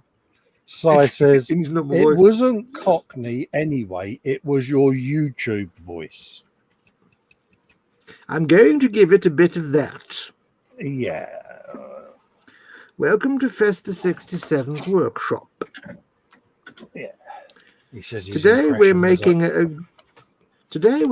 a dirty great orc tank, and we're going to give it a bit of that. Oh yes, Mr. Chumley Warner. He gave it a bit of that, you know. Yeah, Oh, did I he? bought myself some new brushes, and I intend to. Oh mate, I'm looking so forward to them. Got a bit of the old broken toads going on, folks. Yeah. Look at them. Have a look at that. Yeah. I might do a review. I bet Just broken remember- toad sales will diminish if I do a review on their brushes. Just remember, don't get paint more than halfway up the brush, and you'll be good. You'll be golden. So if you see me using them to slather paint on a diorama and the paint is halfway up the handle, you two are going to be giving me a bit of a telling off, aren't you? Well, don't be afraid of what I'll do to you. Be afraid of what Si will do to you. Because Si's more the hardcore. You know, he's won awards, you know, so he's going to beat you with more senses. Yeah, so he's going to beat you with more senses than I would. I'm just a chud with a YouTube channel. He's won awards and everything. See, the key to Festa's sprue goo is you shove as much of styrene as possible into the bottle. Yep. And it will sprue and it will go. That's pretty much how it works. Mine's kind of gone blue. Mine changes colour, you know. It's quite funny. It started off white when I did the Eagle Transporter. Then after a while, it kind of turned into a grey colour because I was dumping loads of Warhammer stuff in there. And now it's kind of gone pale blue, and I don't quite know why. I only ever use offcuts of white styrene sheet, mate, for mine. I don't use sprues as such now. Oh, I don't use sprues, but it's normally plastic card, but sometimes I blap, you know, Yeah. little bits of crap here if I've got stuff. But yeah, it's kind of, I'm not quite sure why it's turned a light sort of eggshell blue. I'm not quite sure what I've built out of blue plastic. Panzer Nothing that I can Koenig think of. says to Cy Reynolds, 32 minutes since the last time it was mentioned. Yep. Yeah. Lynn What's Diffle's that? in. What was She's mentioned? saying- Hey, Lynn? Apparently, size 1, is it Golden Demon? Has he? Has he? Yeah. I didn't know that. You kept that quiet. Apparently, he's won it twice. Not happy. Twice. Not happy winning it once. He's got to be a greedy git and win Blimey. it twice. He didn't even tell us his mates. He never even told us, did he? No. Yeah. Coming in here with his bloody golden demonness. Coming in here with his rock and his roll and his hippity hop. Yeah. I don't know. And he was I'm gonna talking just- all God blimey governor, wasn't he, as well on Chris's show? I'm so disgusted. I'm going to glue these two guys onto some bases that I bought with my own money. I'm going to send him one of my hats and I'm going to get him to host the Sunday brunch as Festa.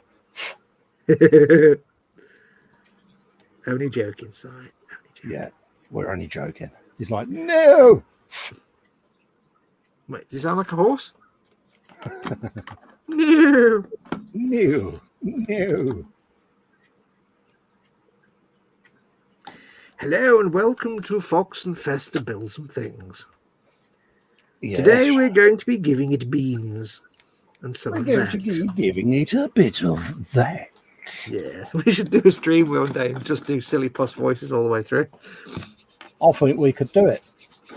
I think we could do it for about a minute and then just give up Yeah. miserably because it'd be really hard work. It would, because it needs thinking and all of that stuff to stay in character. Yeah. I say, Mr. Festa, would you care to take a look at my little thing that I built, what I have built? Oh, that's rather splendid, you know. That's most acceptable. Underneath the arch. Cheers. I was watching a thing the other day, and I think we've been talking about something, and it sent me off watching a load of Morecambe and Wise. Yeah. Which is always a good thing to do. And then I watched some clips of an ITV drama that was Morecambe and Wise in their early years before they got to TV. Yeah. And I was taken by the fact that the guy playing Eric Morecambe looked he really had the mannerisms and the look down pat. And I thought they did really well with the casting with that. And then apparently there was a series made a few years later which dealt with them in their TV years. Yeah. And the actors looked nothing like them. And I thought, why didn't they just get the other guys who'd done the thing 10 years before? Because they would have been the right age. Yeah. It's like, wow, you would have made sense from it. Yeah, you missed a massive trick there, guys. I need to blow my nose again. Hello, Ross. Hope you're doing all right, fella.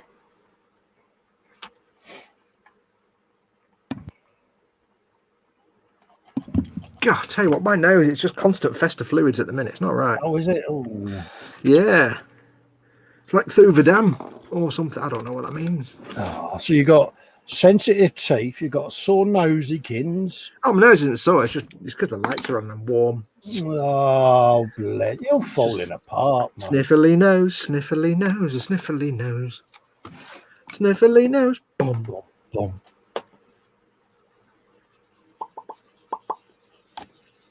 Edward Leonard saying to yourself, the squishy are doing good. They cleaned their tank a couple of days ago and they are happy and they're floating around. That's a good thing. Jellyfish that are still floating is a good news. Things that jellyfish do, float. Yeah. So that's pretty good. Cy Reynolds is finding the biggest bus he can for Sunday. Biggest bus? What? Yeah. Oh, I see what you mean. Yeah. Tell you something though, Cy. Your picture on Chris's stream the other night was really good, mate. Image quality was brilliant. Oh, on his webcam stuff. Yeah, I'll take it that's a C922 you're using there, isn't it? Yeah. We did a little hangout earlier in the day trying to figure out to get it set up. Them 922s, do they run on the old version of the Logi software? Or do you have to use the new one? Because the new one, I think, is a bit crap. It doesn't even use the software. You know, like we've got the old software. Yeah. And the new software. It's not even that software. It's completely different software. Like, yeah, we used the old LWS 280, don't we? I don't know what that is. It's the Logitech software we use, mate. Oh, I don't know. But the stuff Simon's got is the more recent stuff, like G Hub or something. It's all these different things. Oh, right, yeah. And we were trying to figure out, because he was getting a good picture, but he was getting this like striping as if he had like incandescent bulbs. But he figured it out in the end. Yeah. Through no help from me. I've made 2 more dudes. Oh, look how complicated they are. It took me ages to build all those parts. You've basically put 2 more 2-part dudes on their base. Is that what you're saying?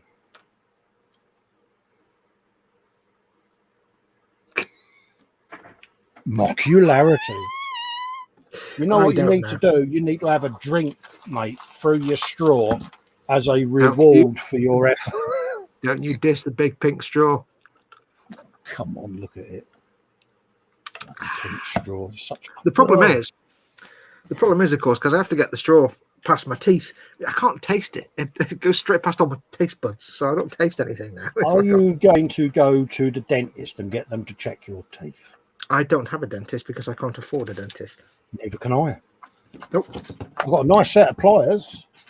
No. I mean, look, I've even put tape around them so that they don't scratch the tooth. That's just so sterilised. So I'll throw a bit of IPA on it. Oh, God, Jesus Christ. Oh. I am that bad. Do you want to prepare some incantations and unguents as well while you do it? Hold up a minute. There is someone in this hangout. Yeah, Dad. What's Dad done now? Who may have removed 4 or 5 of his teeth. I think he's disappeared now, but... Wait, what? I didn't do that. What? What? No, Dad. Dad's disappeared. Yeah, I think he's gone to bed, bless him. Has he? Yeah, he sat and pulled... I think 3 or 4 of his own teeth out using the pliers method. What? That's crazy. Wait, Dad's gone to bed? Yeah, because he's probably taken his pills. Oh, right. He didn't say goodnight. I didn't realise he'd gone. Unless his broadband's clagged again, but He could be. He could have. oh, there we go. Gone, He's back again. he could have gone to do pooping for all we know. Yeah. He might have done a man movement. I'm pretty sure if he went to bed, he would have said goodnight. But no, I was in the hangout when he successfully removed several teeth. Oh, what? What? Isn't it, mate? What? Yeah. He was on about tooth removal, and I went, well, how many is it you've done now? 3 or 4, isn't it? Hang on. 1, 2, 3, 4. Yeah. What, why would you? Pain. I've still got them here. No, there's no pain, mate. There's no pain apart from ripping a tooth out. Not if you're a man, no. Not if you're a man. Oh. And You so guys we are get idiots, back you to know that, don't you? modularity. Yeah. Yeah, my computer just done an update and shut down on me. Oh, you had yeah. It's a good update and all, isn't it? Oaks Lynn. Thanks, Lynn. Hey, Lynn. Colin thought you might have gone to bed, and I'm like, nah, Dad wouldn't just bugger off to bed and not say goodnight. Yeah, I didn't know whether No. you'd taken your meds, mate, and that to go and crash. No. Yeah, I had that Windows update earlier today, mate, and it would not let me do anything on the computer until it had restarted, which is really annoying. Well, I thought it was Virgin about the broadband again, but 'cause that normally happens about 1:15. Did you have the phone in your hand so that you could ring them? Nah, just bang my head on the edge of the bench. Well, I had Thrilled. the other day my broadband. I was doing something. I was about to upload a video to YouTube, Yeah. and it was like I was on a website. I was looking at something, and suddenly said, "Why are photographs on Twitter taking forever to load? Images are taking like forever to load. Why?" And then I was like, "Wait, why is my download speed 2 meg? Why is my upload speed 0.003 meg? Wait, where's my broadband gone?" Yeah. Hello. So I went onto my broadband provider and did the checks. Like, no, nothing wrong with your broadband. So I picked up the phone. It was like, I'm like, phone line's fucked. So logged the thing with BT on the website. And they did their automated checks and said, yeah, I can't find a fault. We'll get somebody to call you back if you want to. Yes, please. So I spoke to a lovely little fellow in Stockport who said, right, no problem. We'll get an engineer out to you on Thursday. I'm like, okay, brilliant. Thanks a lot. Put the phone down, my mobile phone. Within 10 seconds, picked up the other phone, landline, perfectly clear. Broadband, full speed. I'm like, oh, son of a... Happy days. Well, it was good, but then I had to have the whole rigmarole of then I had to go and register myself on the website to try and cancel the engineer appointment. Yeah. To not get any charges. That was fun.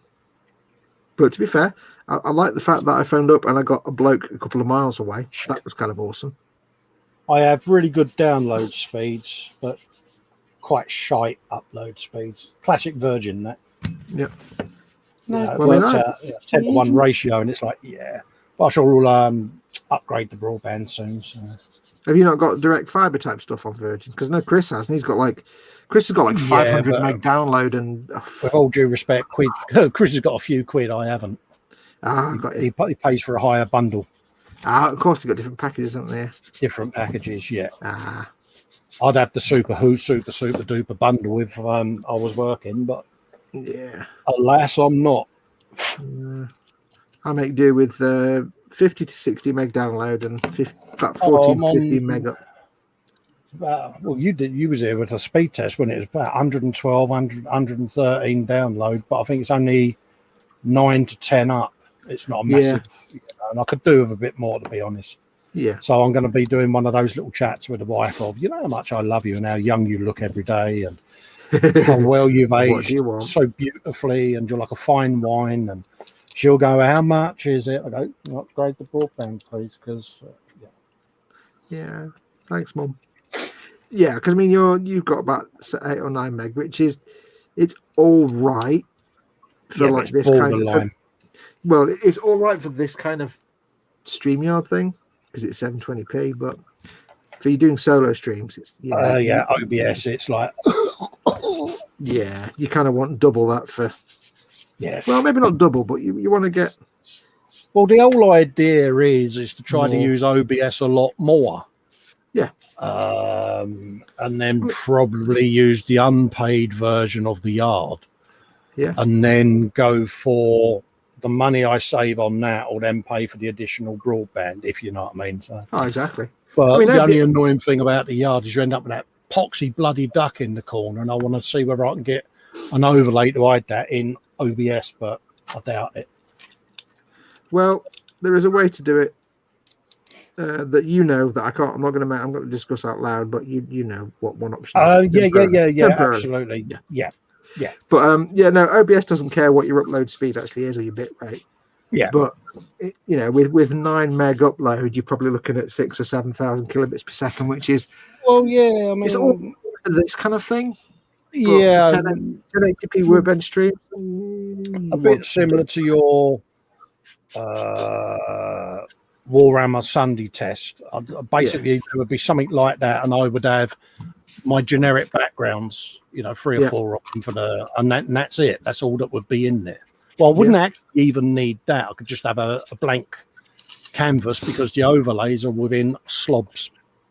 Yeah, but I mean, so, your bitrate and stuff doesn't really care how much is actually happening on the actual screen. It's just how much data it can pump out. So, that option may be utilised so that I can then invest that into super sexy broadband. Oh, yeah.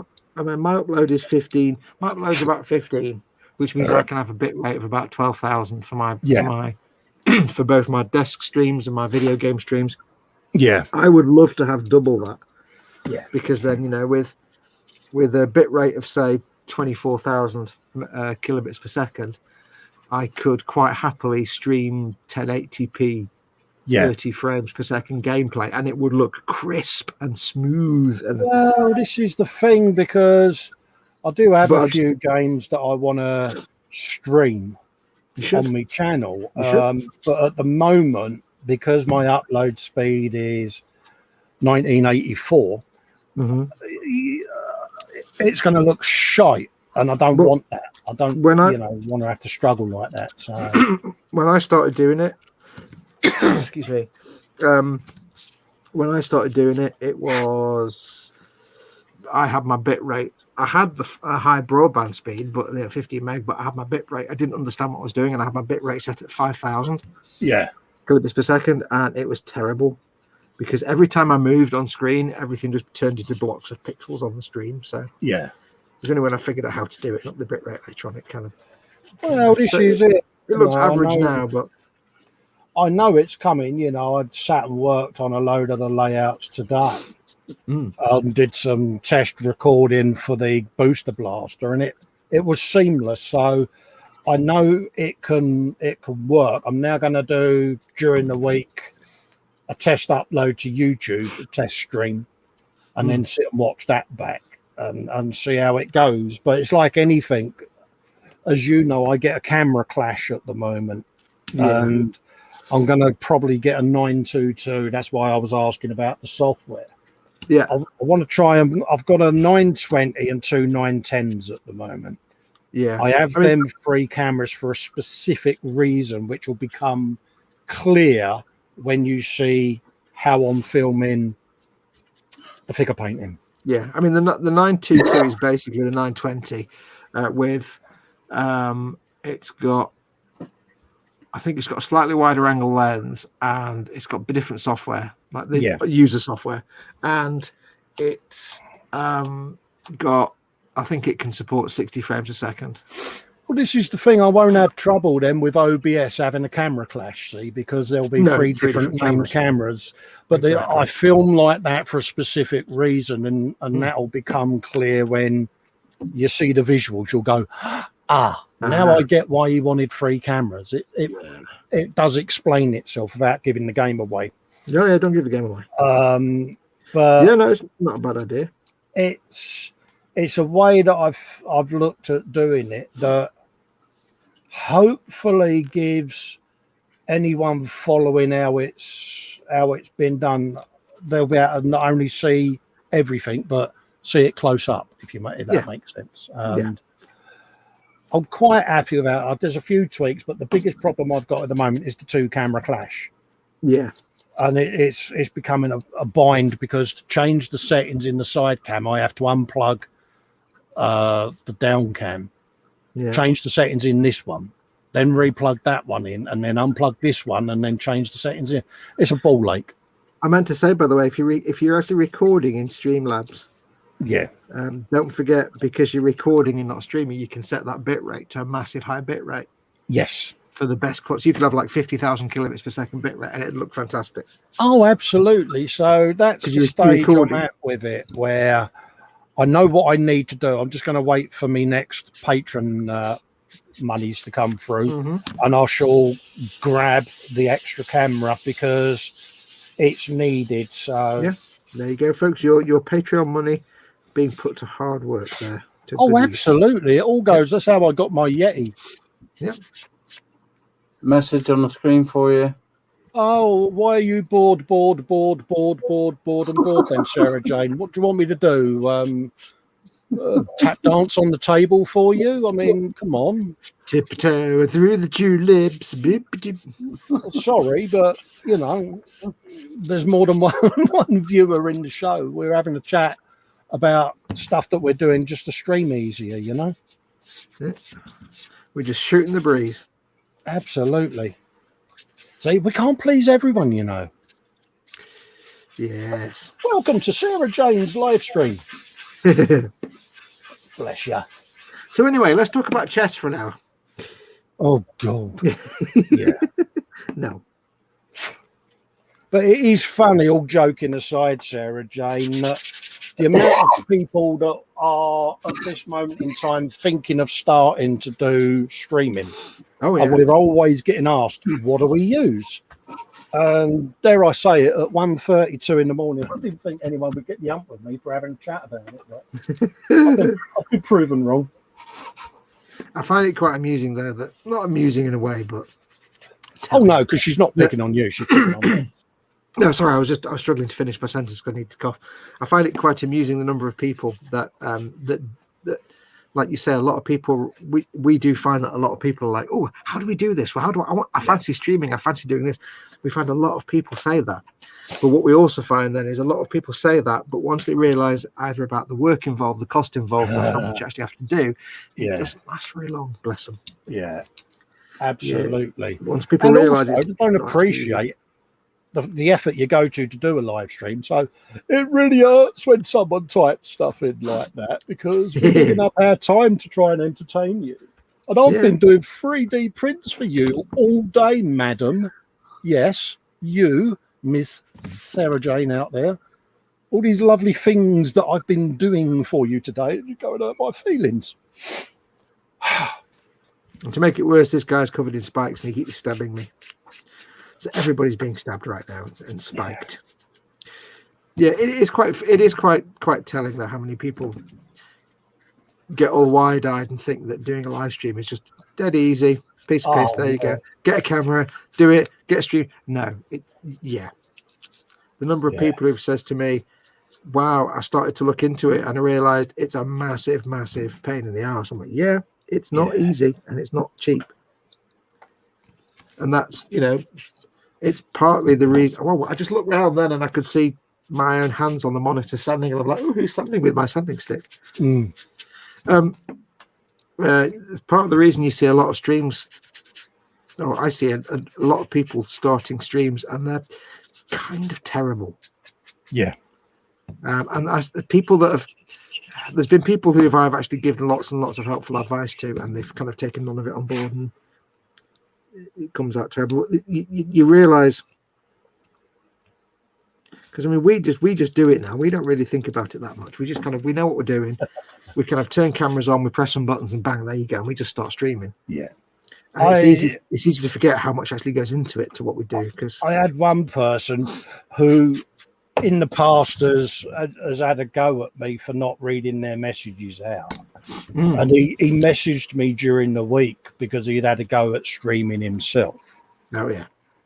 And I got that infamous, I get it now, how easy it is to miss a comment in the chat, because he got called out by someone because he had missed their message, And I went, it can get difficult, mate. I said, you throw 50 or 60 people at that equation, it does mount. Sarah Jane says, not picking on anyone, least of you, Colin. just when Fox gets yakking, he never shuts up. Oh, bless him. God It's damn it. because It never ends, does it? He doesn't often get the opportunity to Talk to impart humans. the information. You know, I mean, I did a 6-hour hangout with you, didn't I, the other week over Aye. slogs. Yep. Yeah, my ears were ringing, but it was good techno babble. Yeah.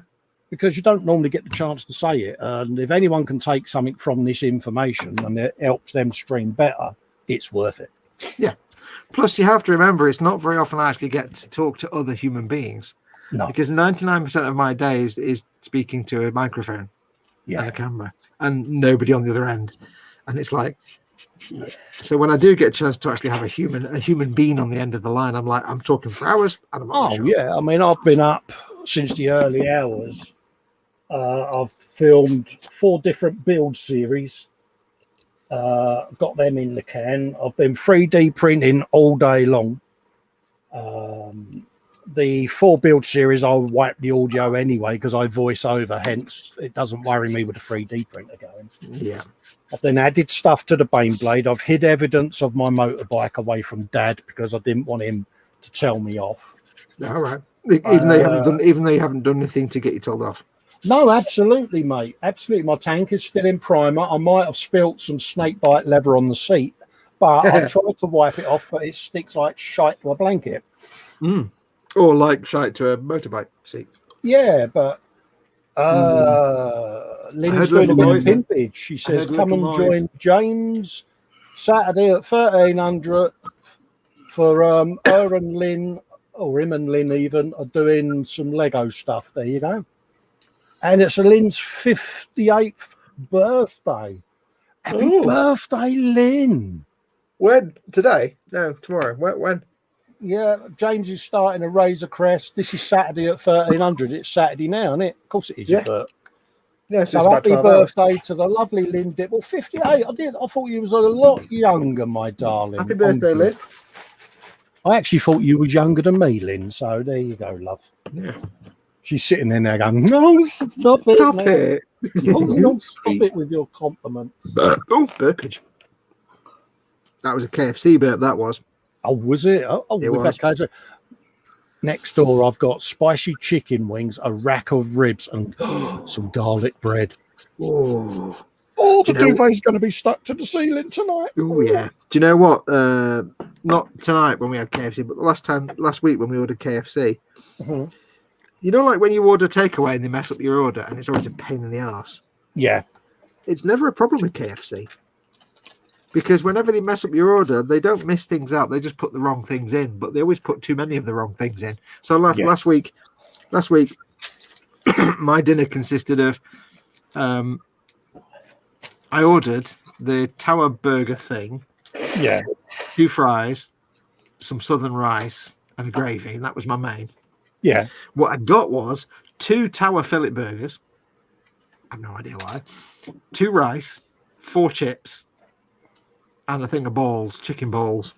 He got some balls and some gravy. And I'm like, so I've just paid for X amount of food and got like 25% more food than I should have done. Okay, cool. I like it. You can't argue with that, can you, mate? No, my local KFC makes the best mistakes. You had one recently like that, though, Dad, didn't they? Where they had missed half your stuff off.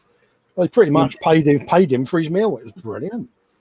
Yeah, you give me £19 credit. I only paid, I think it was 12 quid for the meal.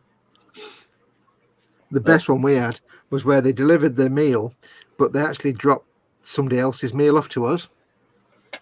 They gave us completely the wrong order. It had the wrong name on it. So I phoned the local, I phoned the Uber through Uber. I phoned them up and said, yeah, you've just delivered completely the wrong meal. And it's got somebody else's name and address on. Here's the name and address. And they said, right, thank you for letting us know who the meal should have gone to, because they probably got yours. Don't worry about it. We'll send you the correct meal and we'll refund you. And I'm like, hang on a minute. And then half an hour later, I basically had my entire takeout order plus somebody else's enormous takeout order. There was a lot of fatness for the next couple of days after that. I can imagine. So they basically said, don't worry, we'll refund you and we'll send you your correct order and you can keep the order you've got. I'm like, oh, man, that's excellent. I've not, because I had like 4 burgers. Fantastic. I was like, I can't eat more than that. I can't physically get more in my face, but I'll try. Good job I didn't have a blood test the next day. Oh, yeah. Cholesterol test. Yeah, you're actually dead. Thanks. So yeah, my local KFC, they make the best mistakes. I just wish KFC did McDonald's shakes. I'd love to have a McDonald's chocolate milkshake. Mate, yeah. A milkshake, chocolate milkshake with a KFC would just be divine. I'd kill for that. I could drink McDonald's chocolate shake all day long. I would actually die, but you know, I could. Sacrificing Raggy. Oh, hang on. What's happening? Oh, it's so cutting what's being made. My squig holder. Squig hammock. That Yeah. doesn't sound good, does it? Doesn't sound right, that squig hammock. Yeah, what are you doing? We arrested the man yeah, because he was wearing a squig hammock. It's a shame how Raggy isn't like 4 times the size, because you could have made a drogue parachute. Poor Raggy, look at it. Oh. Oh, look. Oh, there's less and less of him each time I look at him. But there's going to be a bit of Raggy in every model kit from now on. Contains more than 20% more Raggy than other leading brands. Look at those guns. Oh no, they're a bit small, aren't they? It's the fact that Raggy is so solid, isn't it? You know, it's, that sounded wrong. Solid as a rock. Sort of Bam, bam, gonna be bam. furled at the corners, and it's going to contour and be full of little squiggies that are coming out of the resin printer during the week. Look at the squigularity. And it'll be, look, Fox, squiggage. Squigulations. Yeah, there you go. So that's going to be the squig hammock taking shape. So we can get a bit of the old. Oh, are you going to have the back open? Yeah, I'm going to have a bit of rope or something holding it open. Because I was thinking, if you could somehow like finagle it so that the squig hammock perhaps has a little grot holding one corner, suggesting that, for example, when he lets go, it just flops down, all the squigs fall out like bombs.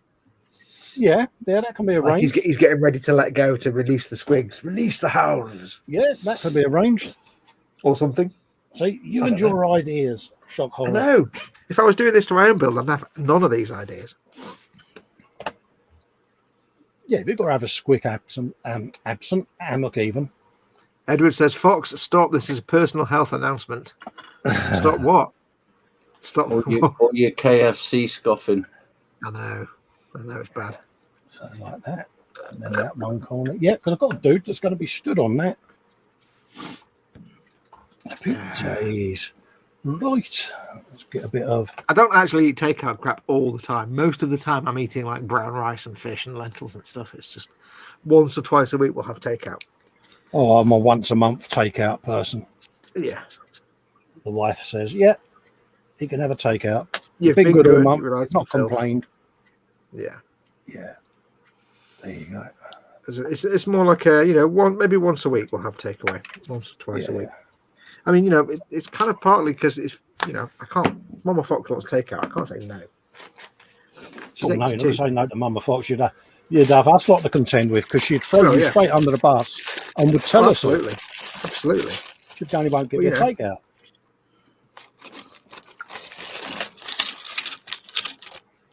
Mama Fox deserves a treat every now and then. Yeah, we love Mama Fox. Mama Fox gets what Mama Fox wants. So.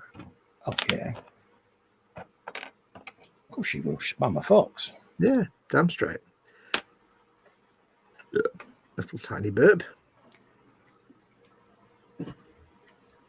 Slightly bigger, but still tiny burp. Kind of rubbish burp, really. I always think it's funny when I hear my mum going off at someone. It's hilarious. It's like, I'll go and rescue her in a minute, but it's brilliant. Listen to this sort of 83-year-old woman ripping a teenager. She's going off at like some 6'4" bloke. Oh yeah. And she's I like, don't care how big you are, she says. I can still box your ears. It's like, mother. Leave them alone. That's how you know you're talking to someone old when there's in box your ears. Yeah, boxes.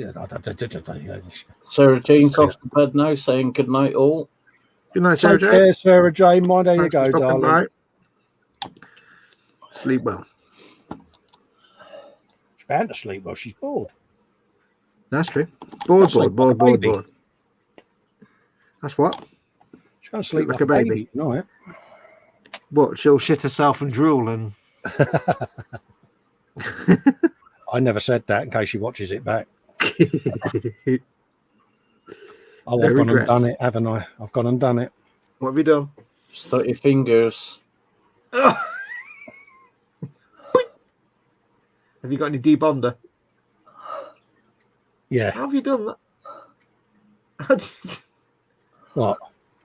I didn't want that bit of skin anyway. He's got man hands, Fox. So now not only will this model include a bit of raggy. Yeah, it's got a bit of Festa's skin on it. Look at that. Suitably donated skin of Festa. But it's the fact that Raggy holds the shape. That's the disturbing bit. I'd say got a squig hammock now that'll live up in Squig there. muck. Oh, look, that cute. Excuse the shaky hand. A little underslung boulder holder. That sounded so wrong. So that's Raggy the squig holder. Look at the squigularity. I've also got. Where did I put it? Oops.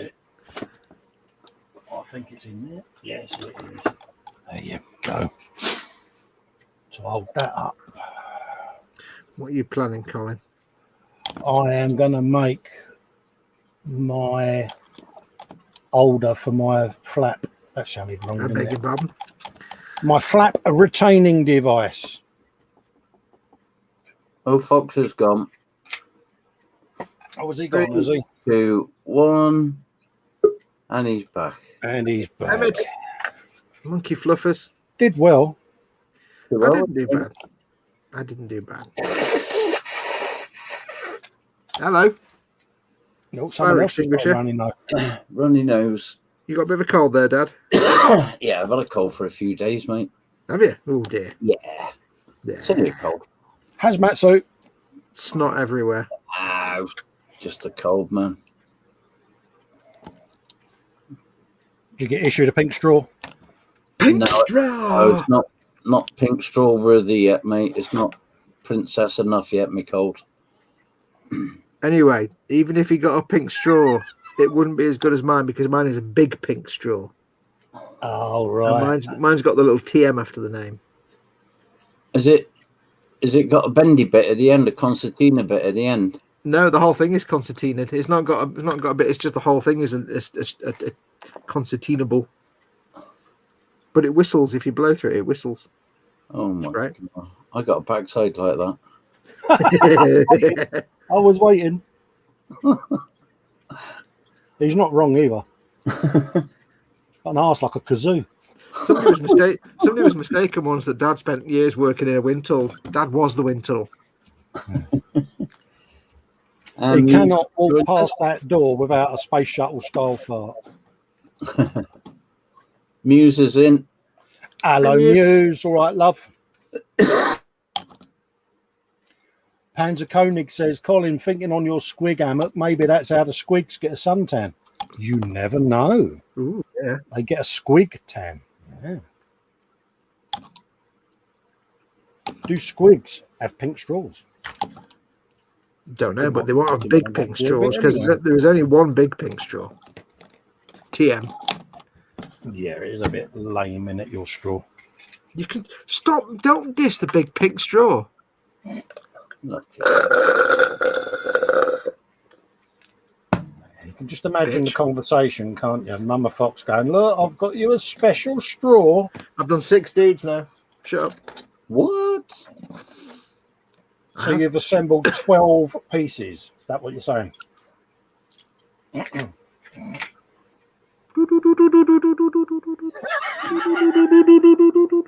Yeah, Cole. Problem with these guns you're adding, Cole, is they're very imperial looking. You need to orc them up with glyphs and shiz. There you go. Yeah, true. Not thought of that. But they've been looted, don't forget. So, yeah. Bearing in mind, mate, this is still early stages of the build, dude. Oh, yeah. Lots of nuts and bolts and plates and exhaust and all kinds of goodness. Got loads of orcness to go on there yet. Yeah. They're just the only guns I could find an STL file for. So, Sun's out, guns out. Glyphs are the little dudes, isn't they? Little markings and symbols and stuff. Yeah. Little sort of 3D orc head shapes and things like that.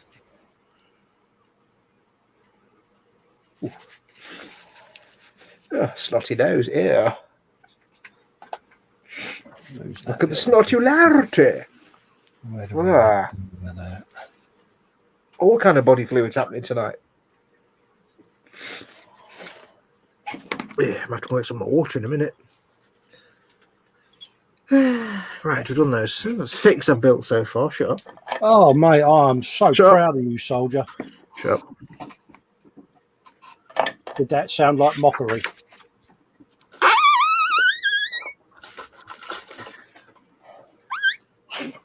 See that?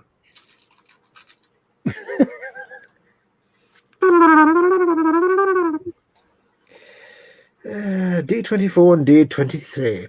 The thing is, you got all this mockery. Yeah, I'm gonna have about 100 poxwalkers. Yeah, that's a lot of painting. That's a lot of painting. You do love the mockery, though, don't you? I love any attention. I'm an attention whore. I can't deny it. I can't deny that. You do kind of. I hope they mock me tonight because, yeah. It's the only human contact I get every day, normally, anyway. Oh, lamekins. So even if it's mockery, it's still human contact with a human being. Absolutely, and that's the key in it, especially at the moment. Yeah. This guy's got 3 arms. How does that even work? What? 24 and 23. Dim ba dim ba dim ba dim.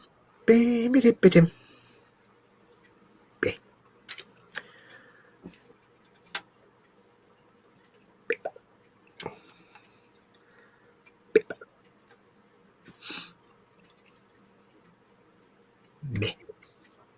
I guess it was kind of inevitable that I'd do Death Guard anyway, with the moon being filthy and dirty and grubby and grimy. It kind of seemed inevitable that I would lean towards Death Guard at some point. Yeah. Because they're just made of filth and corrosion.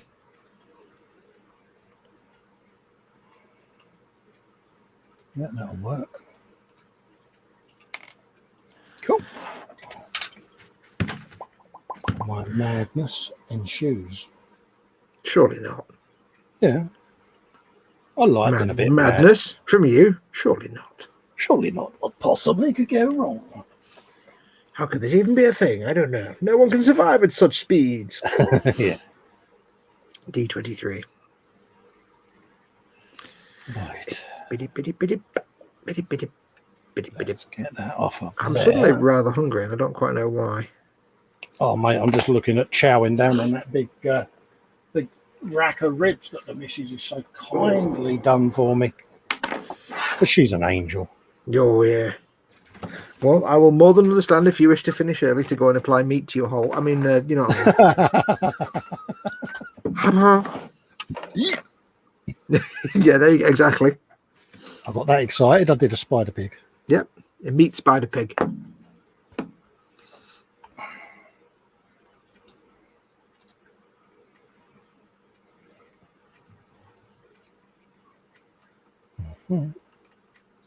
I've now got that crappy song "Solid as a Rock" stuck in my head. And I hate that song because it's garbage. But it's stuck in my head. Especially with the made up version that we all used to sing back in the day. Yeah, but it's like stuck in my head because I said it when you're looking at the Valkyrie. I got hit by my own splash damage, my own earworm splash damage, and there's nothing worse. Earworming yourself by accident. Oh, yeah. It's when you rickroll yourself by accident. That's when it's a God. problem. Like, really?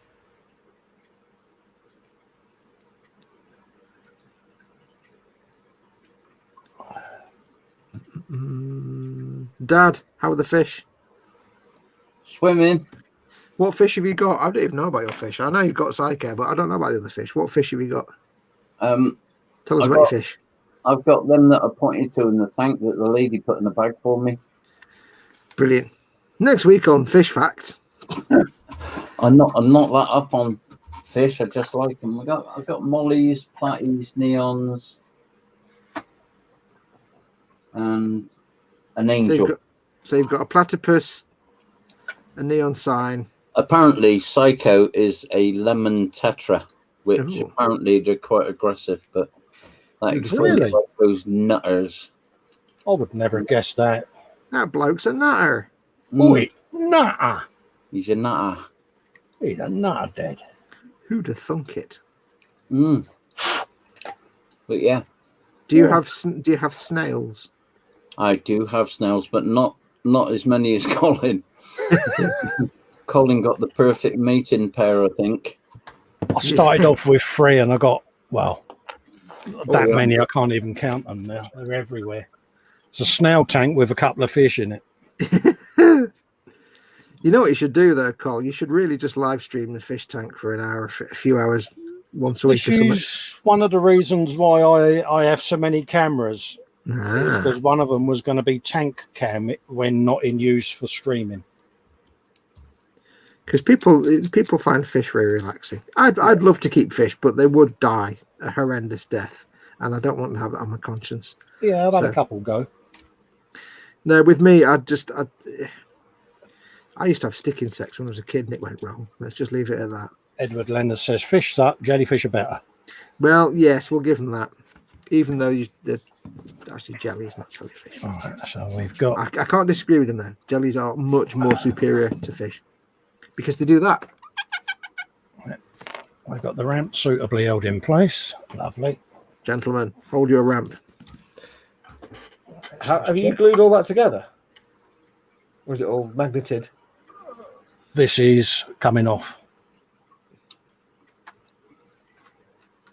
What is it, all magnets? Is it all magnets or? No, these are glued now. We can't see it, Cole. You're not on screen, lad. No, it's because I'm just looking. I thought you were showing us. There we go. All right. Yeah, you can get into that and paint that. There's no problem. Oh yeah, I'm getting out a piece of P. That's what I was checking earlier on. Lovely. See, and then ramp is held in place. Rampy. And then you've got squig hammock to go in and all, which will live there or thereabouts. Like so, loads of squigs. I'm going to print them this week. Bag o' squigs. Absolutely. I reckon a good ball bundle of squigs, 20 or so. Yeah. Because I want to do a couple more for the Bane Blade. Bag. What was the one you said? Try and get one, the flamethrower squig, wasn't it, or something? Oiler squig. Oiler squig, that was Or it. just, it's basically like a grot with a squig under his arm that's got a long pointy nose, which is basically like an oil thing. Oil bottle. But it's a squig that just exudes oil. Bizarrely. Oozes oilage. I love squigs. They have so many different types of squig. They've got a squig for almost every purpose. Oily squig. Let's have a look, see where I can locate one. If you ever see an orc with a ponytail, orcs don't actually have hair. The ponytail is a hair squig. Oh, right, yeah. Basically, it's got little clampy jaws, and they get the jaws to clamp onto their forehead, and the rest of the squig is just this long ponytail. Oh. And it's like a parasite. It feeds off them, like a little bit of energy from the host. I think they use it as a ponytail. So whenever you see a ponytail on an orc, it's actually a hair squig. Ah. Squigs do everything. There's all kinds of squigs. See what I get for squigs. Bitey squigs, exploding squigs, eating squigs. There's paint squigs and brush squigs. So when orcs paint their vehicles, they use a brush squig and a paint squig.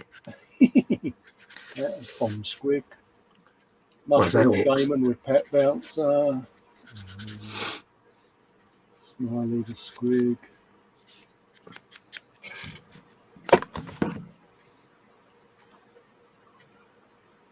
I'm sure I can come up with some. Yeah.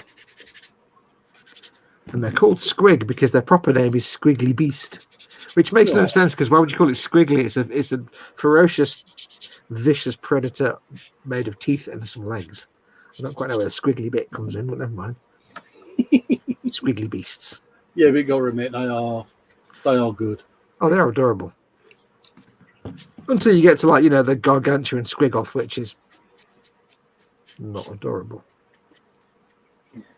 Full blown web search for squiggage. Yeah. Over the last 2 or 3 months, I can imagine your search history your Google history has changed somewhat to have a Warhammer. Yeah, it seems to pretty much. Oh, I've done. Here we go. Here we go. Here we go. I've also. Oh, you're going to be impressed with this. Go on. I have also done my bookmarks. I'm doing the surprise jellyfish emotion. Yeah. This is excited jellyfish. This hand Yeah. gesture. I have organised them all. You've got nice pretty folders now on your Chrome. I have a nice row of folders now. Good girl. Good girl. So you haven't got like 400 links in one folder anymore. There might be multiple links in a folder, yeah. Oh, no, yeah, that's fine. But it's just folders. Yeah. Yes, Colin. I had the occasion to witness Colin's browser. On a screen share. It was horror. It was carnage. Yeah, but I kind of knew where everything was, and I'm struggling to find stuff at the moment. But I've only got myself to blame. I can't blame you for this one. Well, you can group them in little things like this one's for this one's for that. There you go. Oh yeah, the clues in the folder names. Yeah. Festas. But yeah, imagine, gentle reader, if you will. Take a typical Chrome or any browser of any kind, and you've got most people have 100, 200 links stored in their favorites and their bookmarks. As a norm, a couple of 100 links. Now imagine you've got this whole menu bar, and across the top you've got 5 or 6 links, just individual specific links, and then one folder, and there's like 300 things in that folder. Yeah, I was like, what kind of crime against humanity is this? Yeah, it was a bit shoddy, wasn't it, mate? It was a bit heretical. Yeah. It was some heresy was noted. Yeah. I didn't realise how full it had got. The thing is, you don't. When you know how it works, you just kind of but it's like when at one point he stored a favourite, and I said, right, go and get that favourite and drag it to the top. And a half an hour later, he got to the bottom of the list. He started moving up. Oh dear Lord!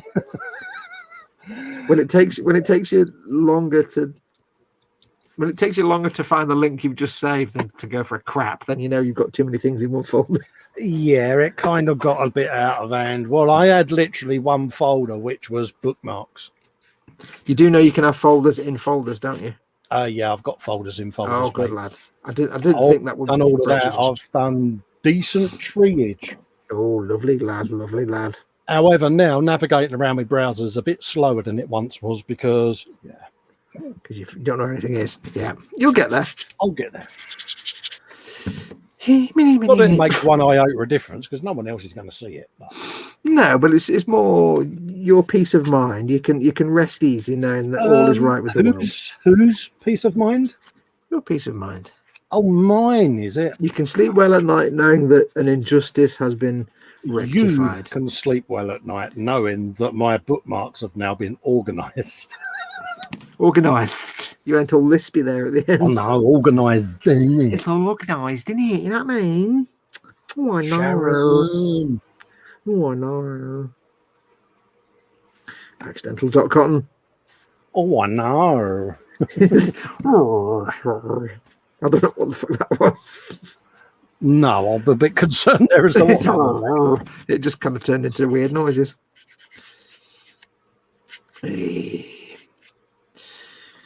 Comes to something when you need to drill through raggy just to make a hole.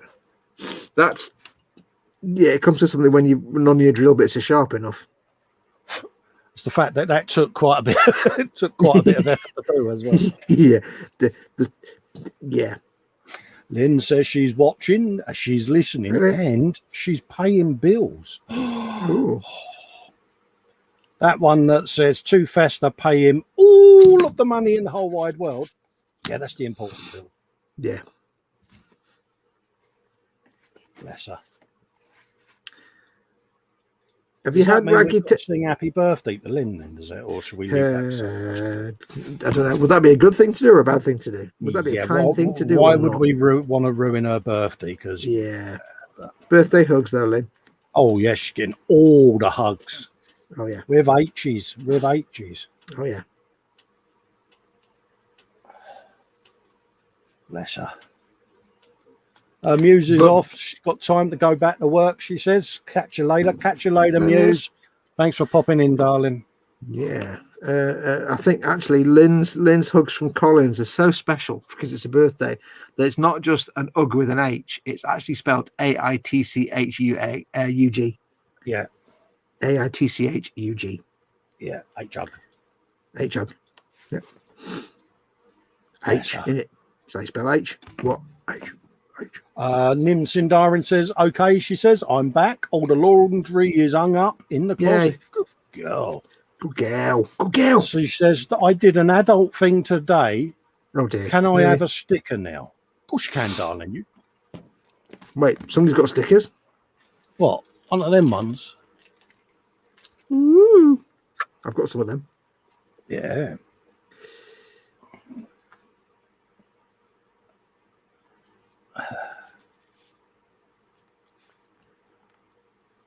I'd send you my Goblin Gaming sticker that I got the other day, Nim, but it's unfortunately stuck to the drawer right in front of me. I'll send her one of mine. Yeah, you do have quite a small collection of them now, don't you? Because you've not fallen down a hole at all. Rotten. Yeah, oh, nearly. How are your thanks, Fox and Colin, hugs and all of that lot? Sorry, how my what? How many points have you got now, Col? At the moment, 244. And you've been shopping there for how many weeks? I've placed 3 orders in 2 weeks. I've got about 300 points after 2.5 years. Definitely not in a hole. Yeah, but I think because I took them up on one of their special offers, I think I might have got quadruple gazillion points. No. You're not buying it, are you? No. Now, actually, to be fair, to take the pressure off you for a minute, yeah, you did grass someone up earlier on before we went live. Oh, Chris. You revealed that someone else has also not fallen down a hole. Yeah, Chris Connerbear bought 37 bottles of paint. Yes. He's got loads of kits, and like me, he may have added more paint to his basket today. Good lad. We haven't bought any yet. Yet is just a state of mind. Remember, it's not yours till you check it out. Oh no. You already done half of it. You slapped it in your basket.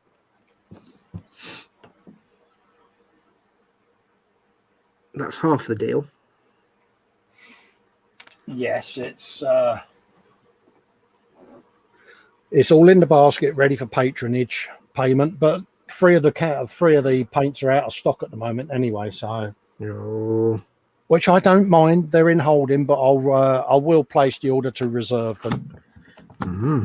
So that's just plenty of time then to add other things to your order. That's that bad. I took a picture of my Citadel paint rack in its new home. But I've covered half of it up with a picture because I was too ashamed to see the other half of it empty.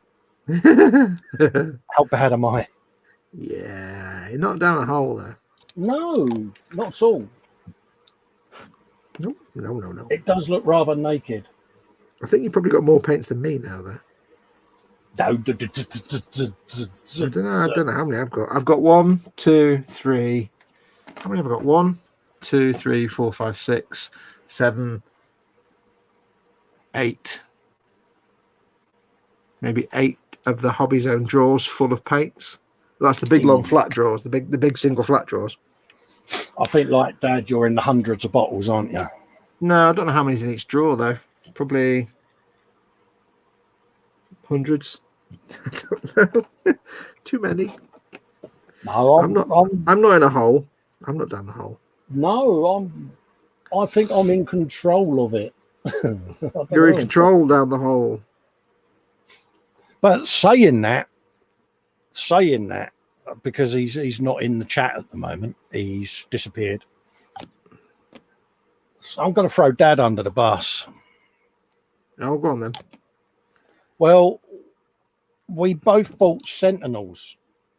Oh yeah. To do as a buddy build.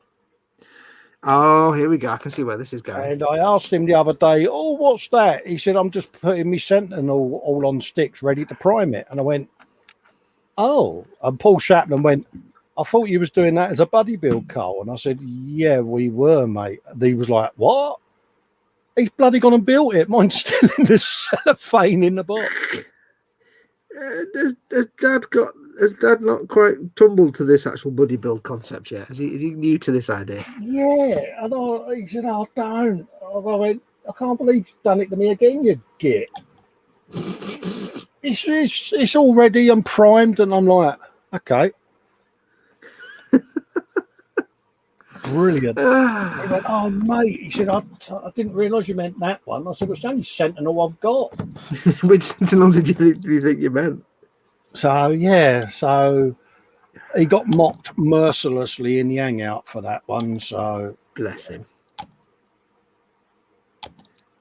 That's ready to be painted. I think the only way you can make up for that is that when you get yourself an Orc Stomper, he needs to get himself another Orc Stomper, and you can do a buddy build of that. Yes, that is going to be one to do. Oh God, I can imagine what you would do with an Orc Stomper. Oh, yeah, there would have to be some kind of built 2 more dudes going on.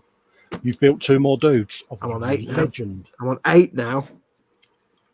Yeah, I'm curious as to where I would go with it, to be honest with you.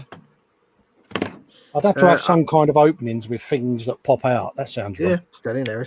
I mean, the thing is, if you look at the Stomper, they're actually, considering they're supposed to be Orc, there's not that much going on them. There's they're molded with lots of bits of plates. Yes. Bolted together bits of plate metal, but there's not that much going on. They've got the body and the head and the weapon, and it's like, there's a lot of potential there that they could have gone with. But well, yeah, I mean, I'm looking at some of them plates, perhaps motorized and open to reveal gunnage that comes out, because I may have escaped your attention, but I do like adding a few guns to these builds. Now and then. When you're looking for your STL files, see if you can find any files for like Orc weaponry. Yes, because they're not. If you're looking them up specifically, they'll be called shooters, which is SHOOTAS, shooters. Yeah. There's mech guns, which are the big guns. Yeah. Like the artillery pieces. There's lobbers, I think, LOBBAS, I think. Yeah. You'll find them anyway. Yeah. Because you can have them like you'll have a couple of the mech guns. Well, yeah, for have stuff, dare I say it, there's a lot of room there for the sort to come out and have, like squig flaps. You have the flap opens and squigs get catapulted out. Did you just say squig flaps? Did you just say squig flaps on television? I did. Squig flap. Yeah, I mean... Squig flaps. Squig flap. I mean, it's the kind of thing where I would actually recommend you go to Forge World, but not to actually buy their versions of the Orc Stomper. But just look at their Orc Stompers, because they've got a lot more going on them. Get influence from them, because they've got more. They're kind of kits that you.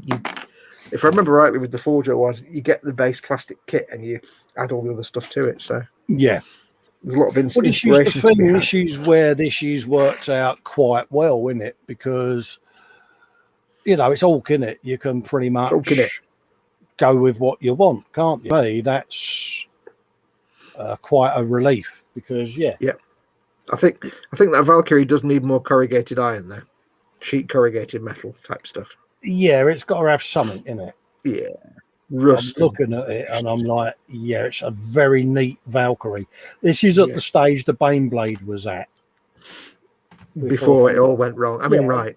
The Baneblade's got additional corrugated bits to add to it once it's painted. So Baneblade's got a goddamn rope bridge. Oh no. I do like that rope bridge though. Yeah, I do like that rope bridge. When That's the thing. You say to someone, "I've got a rope bridge on my Baneblade," they're like, "What?" A crow's nest. Crow's nest as well. I mean, if it was me that had done that, I'd be panicking now because I'd be like looking at the Valkyrie and be like, "What the hell do I do to make it even compare to the?" I wouldn't even know where to go. Yeah, it's such a showstopper. Such a showstopper, that Baneblade. It's one of those, isn't it? It's where do you go from here? When I started it, my mindset was this will probably be the only Warhammer build I do. So let's go. No, got 6. Might as well put 6 slots of turrets in. Yeah, it needs all the sponsors in the world. You know, why not add a crane? Because why not? I love the gun at the front, the way it just fitted in the front there. It's all right. Lose the look on your face when I cut the big hole out the front of the Baneblade. I love the way you say, I love the way that gun just fitted in the front after you'd hacked a piece out with the saw. Anything would fit in the front if you cut a piece out. It was how quiet you went when you saw that. No. And you're like, oh, he's just hacked a massive great hole in the front of that Baneblade. It wasn't because it was bad. It was because I'm sitting there going, God, I wouldn't have the balls to do that. I'd be terrified. Yeah, but it's only plastic. You can glue it back together. Yeah, I know. But it's still, I'd be like, I still think there's some kind of trailer needs to be built for it. I don't know why. Yeah. Some kind of tracked, towable thing full of squiggage and beshackled wooden thing with, I don't know, catapults and throwers and... Maybe. If the main cannon was a flamer cannon, I'd say do a massive fuel tank, but it's not a flamer, is it? So yeah, it's... I don't know. Need something, a big cage full of something. It's something, isn't it? I mean, it's just mad, isn't it? Let's be honest. See if you can find like a really big squig and have just one really big squig in a cage.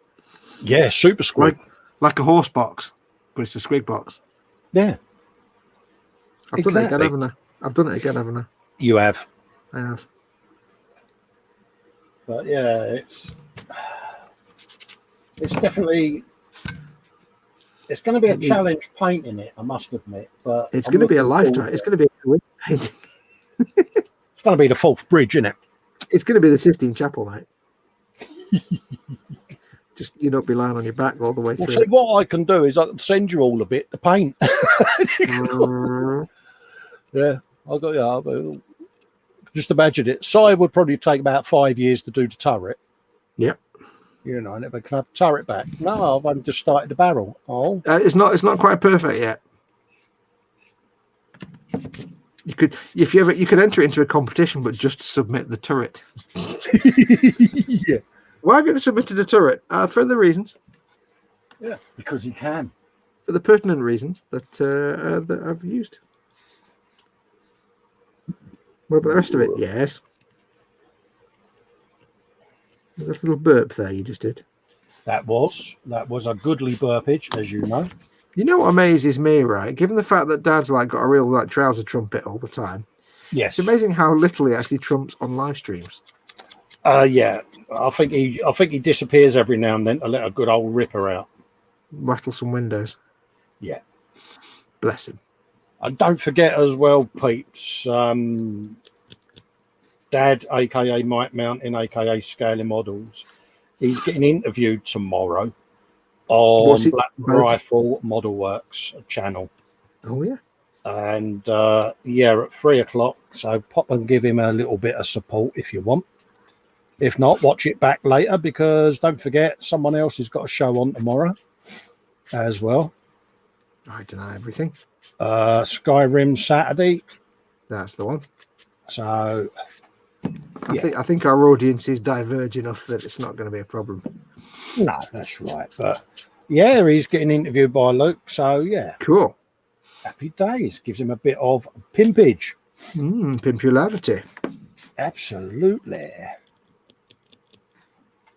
A pimpularity? What possibly could Pimpular. go wrong? Pimpulations. It's the pimpulation, dear man. I must admit, I've not actually decided, if should I be doing a live stream and suddenly have the urge to do an enormous Trump. I haven't quite decided if it's something I would do or not on a live stream. I don't know. I've inadvertently done it, but I mean, yeah, we've all accidentally done a little squidgy one. But if I knew I was about to rattle a window, oh yeah, I'd tend to mute my mic. yeah, because it's like I know in the recent months I've kind of started to occasionally burp, and it's like, well, it's just a burp, isn't it? There's no point trying to hold a burp in. But it's like, I don't know. It's funny, and I know people who find it funny, but also there'll be people that be like, "Oh dear." I used to be really conscious of the spider pigs, but it's just one of them. It's a thing. I belch. Can't help it. Yeah. It's just there. Give it a bit of that. There you go. Yeah, I find humour in it actually works. Yeah, well, it's become one of your little trademarks, isn't it? Spider pig. It's like, oh yeah, Festa's in spider pig. If you didn't have the name Spider Pig for it, then it'd just be a weird noise that you keep making, and everybody hates it because it's Spider Pig. Yeah. It's amusing and charming, and people like it. Spider Yeah, Pig. it's one of them. Like, yeah, you can tell he's in. He's just done a spider pig. I wouldn't be me unless I haven't done one. Have you some of that? Yeah, absolutely. What was that phrase I was saying earlier on? That you give it some. Give it a bill of that. That's it. Give it a bit of that. Yeah.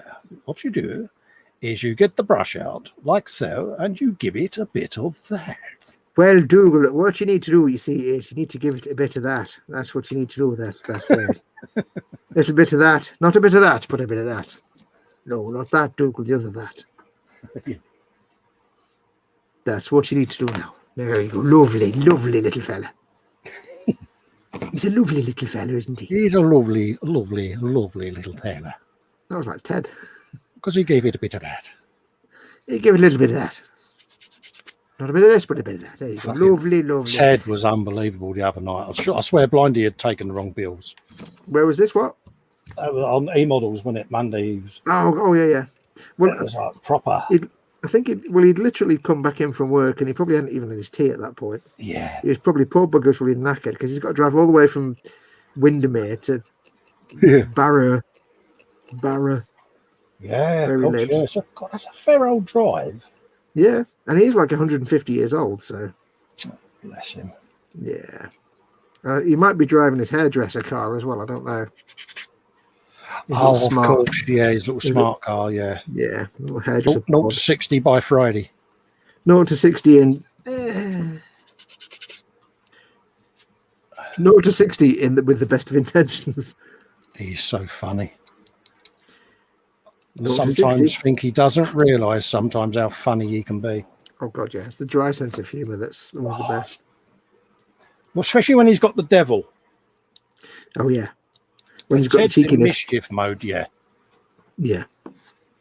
And the thing is, obviously the lovely folk out there won't know, but yeah, when Ted gets the swearing on, he gets into swearing mode. Because, of course, nobody's ever heard him swear outside of us. No. You know, the public. I hate to say the public because it's just the public. You know what I mean? Oh, yeah. It's funny when he lets out a tirade. It's like Brian Blessed when he goes on a swear fest, and it's like, Ted's just used big boy words. All the words. All the swear words in one sentence. Just used many words that I didn't expect. That was a whole sentence of words you would never find in the Daily Mail. Ooh. Yeah. And he sits there and goes, oh, don't mind me. He goes, okay. Oh, yeah. Like, yeah. Ted's been a grown-up. Ted's been a grown-up. Nonsense. Not possible. Not possible. Bless him. Where's Dad gone? He's up early tomorrow, isn't he? Because he's got his interview. Yeah, no.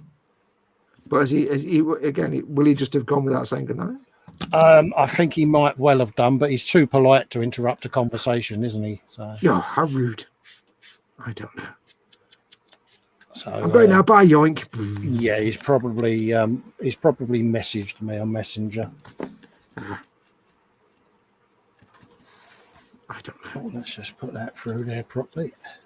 Put that through there. You're free for a pound. Great for a pound for free. Yes, I do love the way that Ted's accents are just Ted speaking slower. It's just great. I love that. Oh, his quality when he gets going. He does make me giggle. I can only imagine what Ted would be like half cut. It'd be hilarious, I think. I would love to see him drunk. Part of me would and part of me wouldn't. Yeah. Do you think he'd be like the boisterous drunk or the nasty drunk or just the sleepy drunk? I think he would be the mischievous, giggly drunk. I think he's a mischievous, giggly sober. Never mind. Yeah. Yeah. Yeah, it would be funny. Oh, yeah.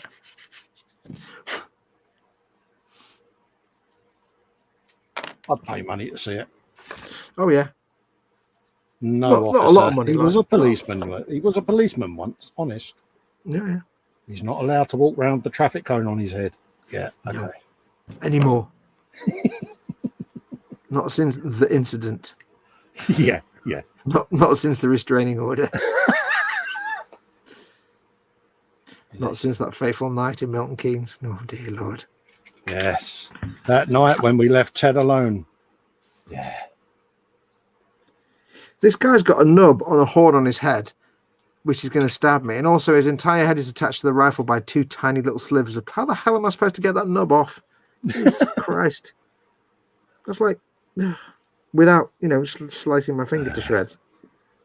What the actual hell? Lynn's off. Thanks for the birthday wishes. She says, take care, Lynn, love. Take care, Lynn. Always nice to see you. Birthday hugs. Yeah, it's big birthday hugs and kisses all round. Have the birthday cake and the birthday beverages and the birthday everything. Oh, she's going to have all the birthday fun, isn't she? Oh, yeah. I remember when I was 21. No, 24. My 24th birthday. 24th birthday? Something. Anyway, mid-20s. Yeah. For no reason at all and with no warning whatsoever, my mum and dad thought it'd be really cool and funny to lay on a proper, I got home from work and there was the big table covered in cake and jelly and oh right, yeah, proper party. And little tiny hot dogs and a lot of it and little tiny sandwiches. They'd gone to all the effort of all these party stuff, like a kids' party. And I sat there and thought, shit, I'm going for a curry tonight. I went for curry into the pub with my mates. Oh crap! So I had to eat all this party food and then go out for curry. It was no. I couldn't. They got me a little R2D2 cake just for a laugh. They were doing it, and I was like, I feel really bad. I can't not eat a lot of this party stuff now. Yeah, it's one of those, isn't it? I was never a birthday parties person myself. I just it's just I don't know why. I just never really celebrate my birthday. It's just one of them. Well, I think once I stopped getting toys, I lost interest. Really? Yeah. But the funny thing is, I stopped getting toys and lost interest, and then as I got older, I started getting toys again. Yeah. Cool. I get Warhammer. But this is the thing that gets me right. It's like I am the easiest person to buy a birthday present for or a Christmas present because, basically, for the last 3 years, buy me something Warhammer. Yes. For the 3 years before that, buy me something Gumpler. It's not hard. That's all you need to do. Yeah. All my friends and family, I'll get a book. I'll get some socks. I'll get them But do you know I have a YouTube channel about model making, right? You do know that?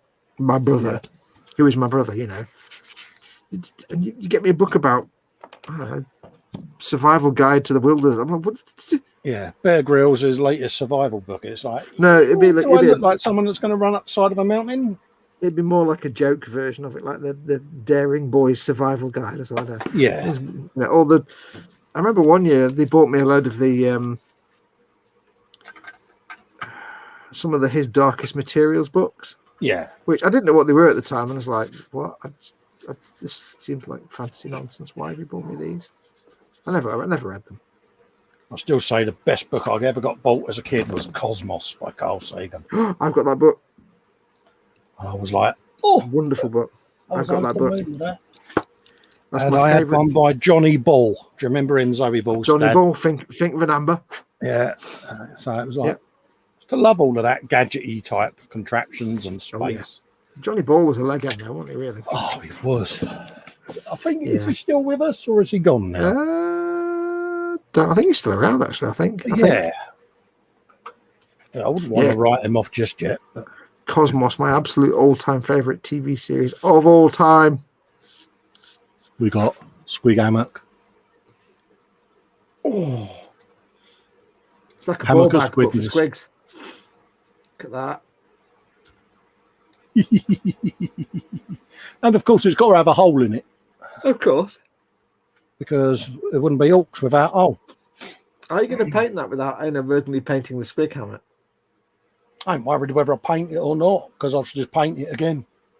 Stain it. That's true. Don't you go staining things? It's one of them, isn't it? It's like... Not in public. Yeah.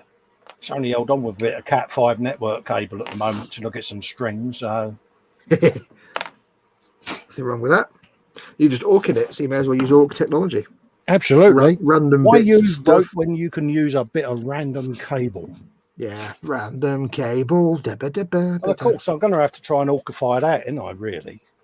Because, yeah, it's a bit bland just being normal, isn't it? Yeah. It's not easy being normal. That would have been cool if that had been getting fired out the front of the Bane blade, but, yeah. Yeah. Well, if you... Oh, yeah, because you could have had, like, a launching rack. Yeah.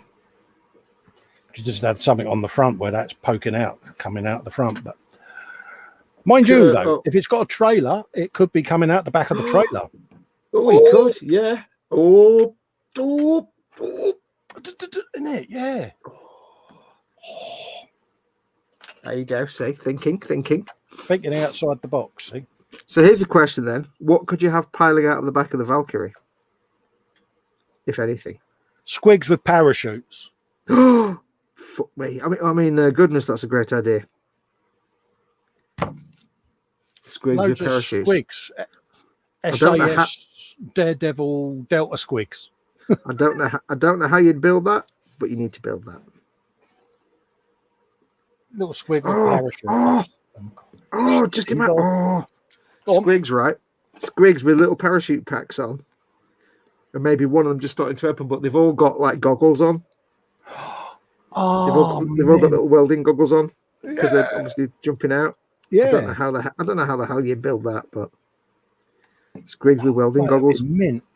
Because it's going to be on a stand, so there's plenty of scope to have a couple of squigs jumping out the back with the old parachutes, isn't there?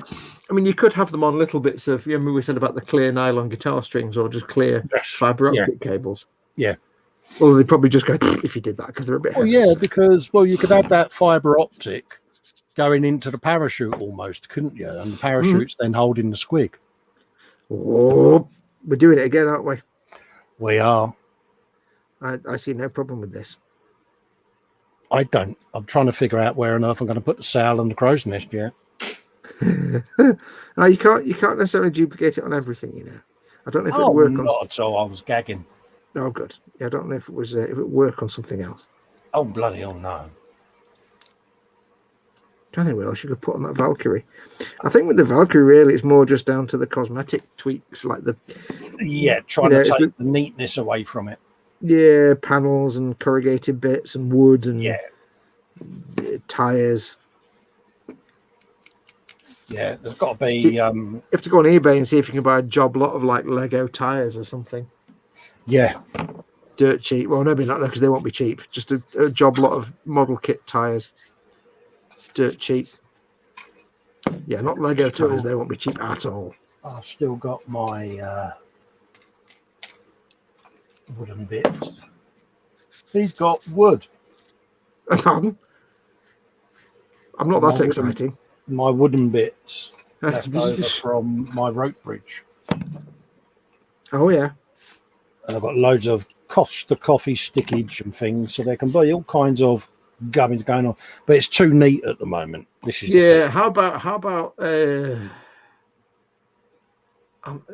something between the booms? Did we decide they were called boom? Yeah, like bits of wood holding them together so they don't. I don't know, or something.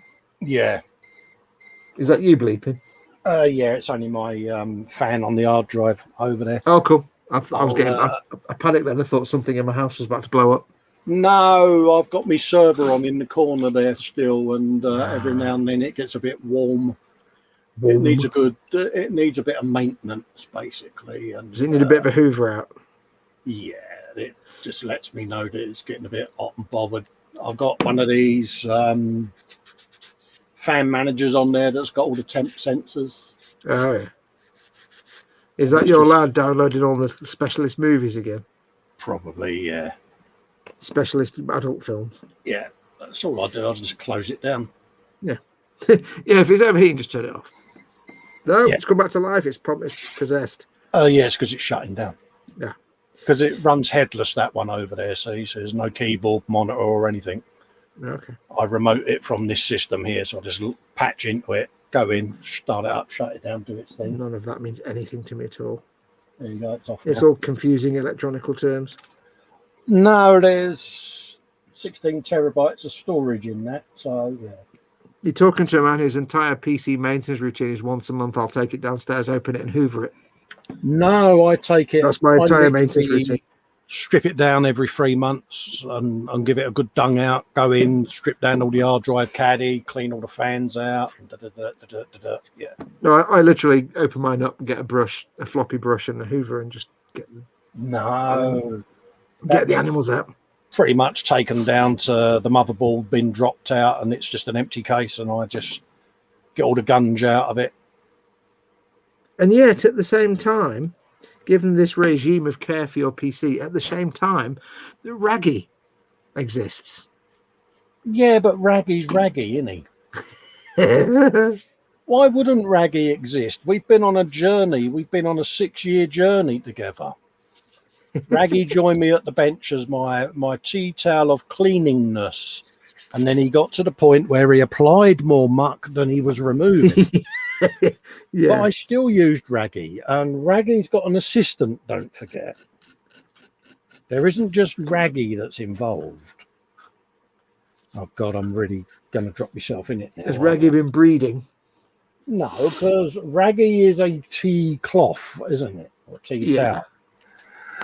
But don't forget, we also have the hand towel of goodness. Oh.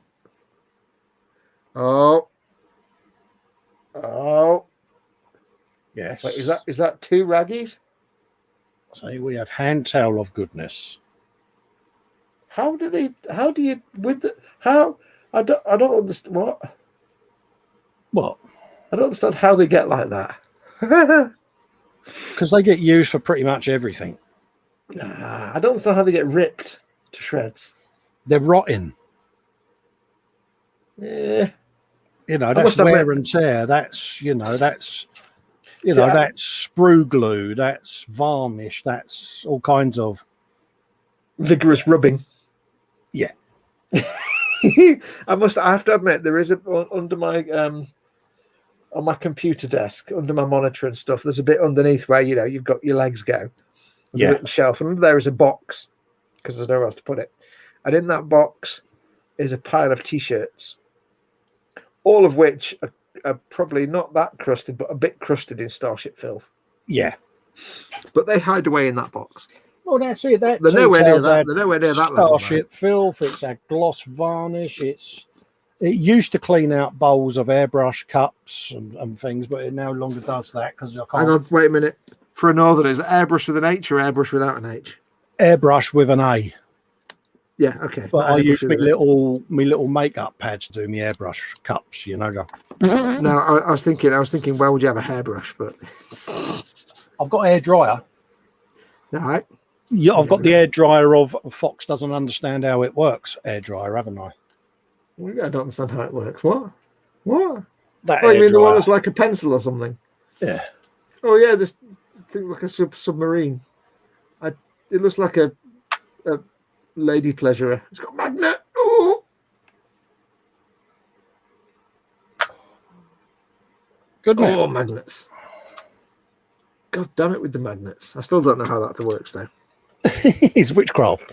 It looks like a lady thing. It looks like a pleasurable thing, doesn't it? Yeah. It looks like something for a lady front garden. A device a device of personal enrichment, let's say. Yeah, it's yeah, one of those. Yeah. Yes, a vigorous, Smaller than a washing machine device. vigorous lagomorph, let's say. I don't know what a lagomorph is because I used to read Sam and Max. Bloody mad. Vigorous lagomorph. That's the wrong size. Oh, yeah. I've got some more. Have you seen what I've got on the bench now, dude? Oh. 2 more. You're on a Going for roll, 10. you are. I'm going for 10. Dun dun dun dun dun Dun, dun. dun, dun. dun, dun. Copyright strike. No money. That's what I forgot to do. What? Money? I forgot to monetize this stream. Well, didn't you? You're not using the pre-schedule thing now. Oh, I might have done. Which I should, might have done. no, but then again, it never defaults it to on, does it? You can quickly go and change it now, I think, or you might break everything. I don't know if you can. It might already have been done. I could have forgotten myself. Let's have a looky look, because I'm curious now. This is the waiting for you to find out music. Ah, right. Thing is, you could actually just say you have and I wouldn't know. So it's easier if I'd just done that, wouldn't I? Because it's got it as a category, a spud. category. Oh, it is on. It is on. I'm saved. Look, good girl. Saved. Yeah, it is on. Yeah, Well, yeah, not that it matters now, but yeah. always matters. Always matters. Dee. I'm quite impressed that I've been able to not particularly stab myself too much with these guys that are all covered in spikes. Normally, by the time I finish 10 dudes, poxwalkers. I was going to say, with all the pigment and things around the bench as well, you'd have had finger tattoos by now, wouldn't you? Because of all the stabbaging you're doing. Yeah, I mean, normally with death poxwalkers, I'm covered in all kinds of little dimples and pock marks by this point, but somehow the spirit of Kevin guides me.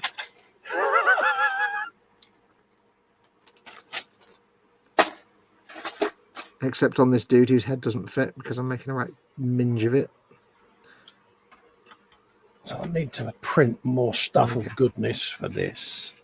Yes. I think what I need to do is prime it as well so that I can see everything as one colour as well. I'll do that during the week. I was going to do that tonight, but I got engrossed in doing my squidamic. Sorry, just give me a second, dude. I heard a weird noise. That's all right, mate. My computer's making a funny noise. Oh, is it? We can pause and come off so that you can shut it all down and deal with whatever. It's not a problem. If you're not happy. Well, actually, I can hear something, but I'm not sure what it is or where it's coming from. I'll turn my fan off here, just in case. No, it's not. It's not that. It's like. I don't know what it is.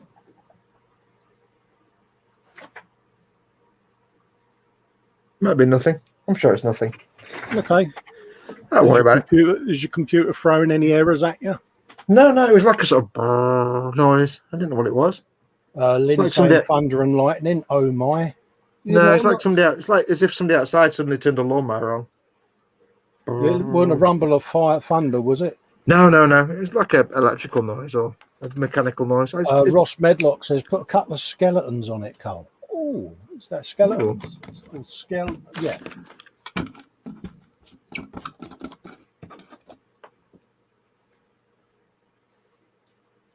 Panther says squigs with buckets and spades. Morning.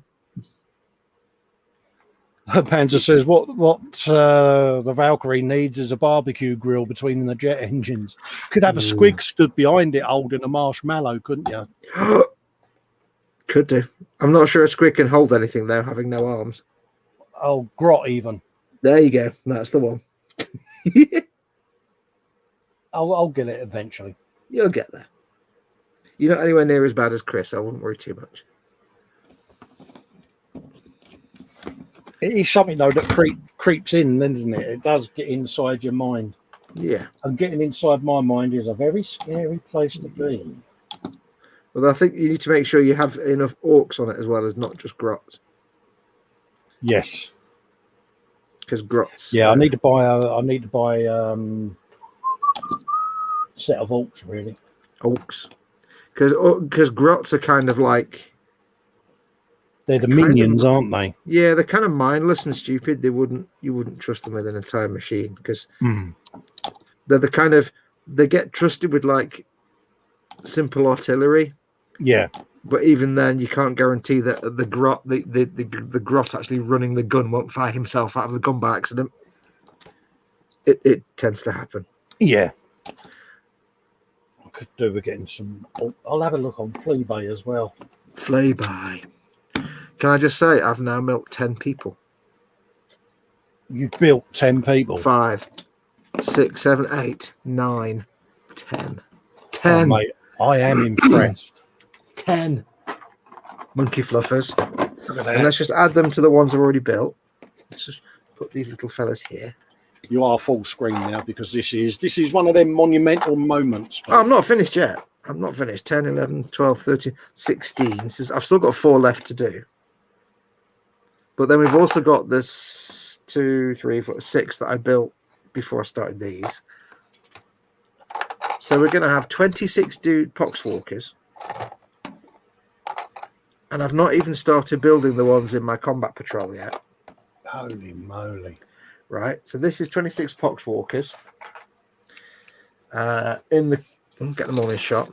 In the combat patrol, I will have let's have a look. Combat patrol. Oh, Jesus Christ. 1, 2, 3, 4, 5, 6, 7, 8, 9, 10, 11, 12, 13, 14, 15, 16, 17, 18, 19, 20, 21, 22, 23, 30 poxwalkers in there. Holy shit. 30 poxwalkers. So that's 56 poxwalkers. And in the start collecting set, I think I've got 40 poxwalkers. Blimey. Plus a few more here and there. I'm going to have about 100 poxwalkers. You're going to enjoy painting that lot, aren't you? I think it's going to be my Baneblade, basically. Yeah. But the thing is, if I ever get to play a game with these, with my Death Guard, I'm going to have like 10 like Space Marine, Plague Marines, and then like just 100. Oh, he's dropped out there. That's a lot of poxwalkers, folks, isn't it? And there he is. I'm just going to kill the enemy by just swamping him with just grunt troops. Swarm troops. You're going to lose the will to live time you painted all of them. You do realise that, don't you? Yeah, pretty much. But hey, then again, if I paint them well, I can sell them for a fortune. Absolutely, and that's the key, isn't it? Probably can't, actually. Then again, if somebody wants to build up an army of like 150 poxwalkers, they can either buy them from me or they can spend months painting them themselves. Yeah. I don't know. But Fox, have you ever milked a cat? Says Edward Leonard. I don't know what that means. Yeah. I don't understand that. I'm not. Okay. I don't understand what that means. Kashit never milks cat. So yes, I didn't realize there's 40 poxwalkers in that bloody combat patrol. That combat patrol is mostly poxwalkers. That's a lot of poxwalkers, mate. Yeah, that makes that combat patrol suddenly not that interesting. So are they part of the army that you're trying to build, or are they just something else to go with it? No, the army I'm doing is Imperium. Yeah. So that's like Space Marines, Death Corps, human, Astra Militarum, human Imperial Guard. Yeah. That's like the Empire of Man, the human empire. Yeah. Death Guard are humans and Space Marines who've been corrupted by Nurgle, a chaos god. And they're like dedicated to Nurgle is dedicated to spreading disease and plague and death. Right. And so poxwalkers are humans who've been corrupted by all these plagues and things. Yeah. So these are, you can't really say they're bad guys because there are no good guys in Warhammer 40k. They're all bad guys. Yeah. Like the Imperium of Man is xenophobic, militaristic, religious zealots that hate everybody who's not human, whereas everybody else are all bad guys. So there's no bad guys. There's no good guys. But yeah, these guys they're all about disease. Nurgle spreads disease. So like a plague marine is a space marine who's been corrupted by Nurgle. So Nurgle gives the space marine all these poxes and diseases and plagues. Yeah. But then if the space marine is, and he's obviously suffering and he's just in torment. But if he gives his soul to Nurgle, then Nurgle makes him not feel the pain anymore, and suddenly his diseases are blessings. Si's saying there, ironically, it's still not enough poxwalkers for a big game of around 2,000 points. Yeah, big game. You probably need a good couple of hundred, I reckon, poxwalkers. William Rayburn says one sniff of Raggy will cure that pox problem. Oh yeah. Poor Raggy. Oh. So if you could see these guys close up, they've all got like their guts hanging out, and they're made of tentacles, and there's pustules all over them, and they're like diseased, and they've got horns and tentacles, and their skin's hanging off, and they've all got like distended bellies and stuff. Oh mate, you're gonna love painting them. They are quite cool to paint, but I'm gonna use some speed painting. I'm not gonna do like careful paint jobs on that. I'm gonna speed paint them, but they are fantastic to look at with all the bits of hanging out on them, guts everywhere, and I think I've just heard Cy Reynolds fall over there. Speed paint. Oh, the shame. Well, he knows what I mean. I'm talking about contrast paints. Yeah. Which look really good. So yes, I can't believe it. I didn't realise that combat patrol is 40 poxwalkers. Jesus Christ. Okay, so for the next 8 months. No, at least, to be fair, I think in that set there actually there's a bit more variation to them. Yeah. Because there's only 10 different poxwalkers. There's 2 of each. In this one, there's all the same ones we've just built. Yeah. Christ on a stick. And then there's some other ones that we haven't built. And then there's some of the ones that we haven't built. They're all looking kind of minging and diseased. You know what you said to me the other week about the Baneblade? Do you realise the monumental paint job you're going to undertake?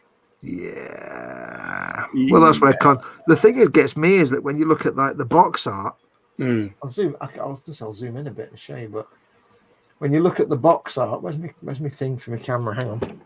Yeah. Zooming now. Well, you won't be able to see it because it's crappy zooming camera. But they're all like made of like disease and pustules and stuff. But the thing is, some poor bugger in the studio had to paint all these.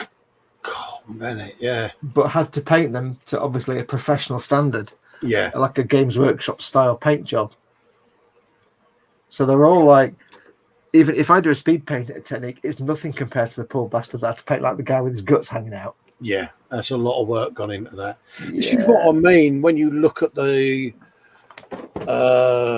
artistry that's gone into that. You get an appreciation, don't you? Oh yeah. Well, I mean, that's their job, but even so, still, it's amazing paint jobs they do. You can take it off me now if you want doing them. 40 more poxwalkers. Oh, mate, I would say I feel sorry for you, but. No, it will be fun. I'm going to enjoy it, but it's going to be way, because when you paint in batches, it's best to do like maybe 10 at a time. Yeah. To avoid yourself burning out. But it's like I've got 50 Tempesta Scions to paint. I've got like I think about 60 or 70 or maybe even 100 Imperial Guard. I've got all these groups of troops, so I've got like tens and tens and tens and tens of them. I'm never going to get anything painted. Paint 10 at a time. 10 times. Oh, you're bloody. But I'm going to enjoy it though. They are fun. Well, that's me done, I think. Yeah, I think that's a good time for us to call it a night, mate. Because it's 3 o'clock. You've got your Saturday show to do and that as well. So, and you've done 10 games. Sorry, that's just playing games. It's not hard. Absolutely, mate. Yes, I mean we've had yet another. I say decent build off there. Hey, just very quickly before we do go, you were saying earlier on about like you toying with the idea of streaming games. What would you play? What do you think? Well, or do you not know? I've got a bit of stuff on Steam, but I've got Grim Fandango. Ooh, I've yeah. got, Glottis. Yeah, I've got a 3D printed Manny and Glottis up there, and they're gorge. Have you got not Glottis? seen them? Have you got Glottis's car? I think you've shown it to me. Yeah. Yeah, no, I haven't got Glottis's car, but it could be something that I could work on getting. 3D. Make sure you do yourself a Sam and Max as well. Absolutely, but yeah, it's one of them games that I enjoyed playing the first time round, and I got the remastered version. I'm thinking of probably getting hold of some other games. Not really sure what games to go for. I've got some sort of like Silent Hunter 5 type war games, but yeah, I kind of have gotten into the whole Skyrim Saturday thing, so I might look at something like that. But yeah. So I'll probably get. At the end of the day, it should be something you want to play. Yeah, it's one of them, innit? It's finding something that will stoke the interest, because it's a good way of relaxing after a day at the bench, innit? Yeah. And if you're going to stream it, it needs to be something that people are going to be happy to sit and watch. I don't think people will sit and watch Silent Hunter, but no, that's right. Yeah, it's something you've got to take people on an adventure, I think. And yeah, the type of games where you're going around, what is it, RPG or whatever you want to call it, where you're going around, you're finding stuff out, aren't you? You're hunting for stuff, you're looking for bits and bobs. There's multiple solutions to what you're doing. It just keeps the viewer engaged, and I do love that game. I like the style of it, and so that'll probably be one that I'll start with, but I'll sort my Broadband out first, get that to a point where I'm happy, and then I can go for it. So it's in the pipeline. Yeah, jolly good. Because it's something different for the channel as well, see? Yeah, exactly. Bit of variation. Absolutely, mate. Absolutely. Well, I suppose it's that time of night then. Wrap up for everyone and let peeps go off and do their things. Everyone's saying those good nights to each other, so none at all. Yep. Thanks for joining me and Fox. Yep, thank you very much to everyone who's come along and watched. Don't forget, of course, to subscribe. Like and subscribe to Festa 67's Workshop. Absolutely. Like and subscribe to the channel. Same for the Guru there, Model Making Gurus. Join me. Hit that bell of notificazioni. Absolutely. It's massively appreciated. Every sub counts at the end of the day. Exactly. Thanks for watching, folks. And Fox will see you tomorrow at 3 p.m. for Skyrim Saturday. I shall. Bye-bye for Hasta now. mañana. Adios, amigos.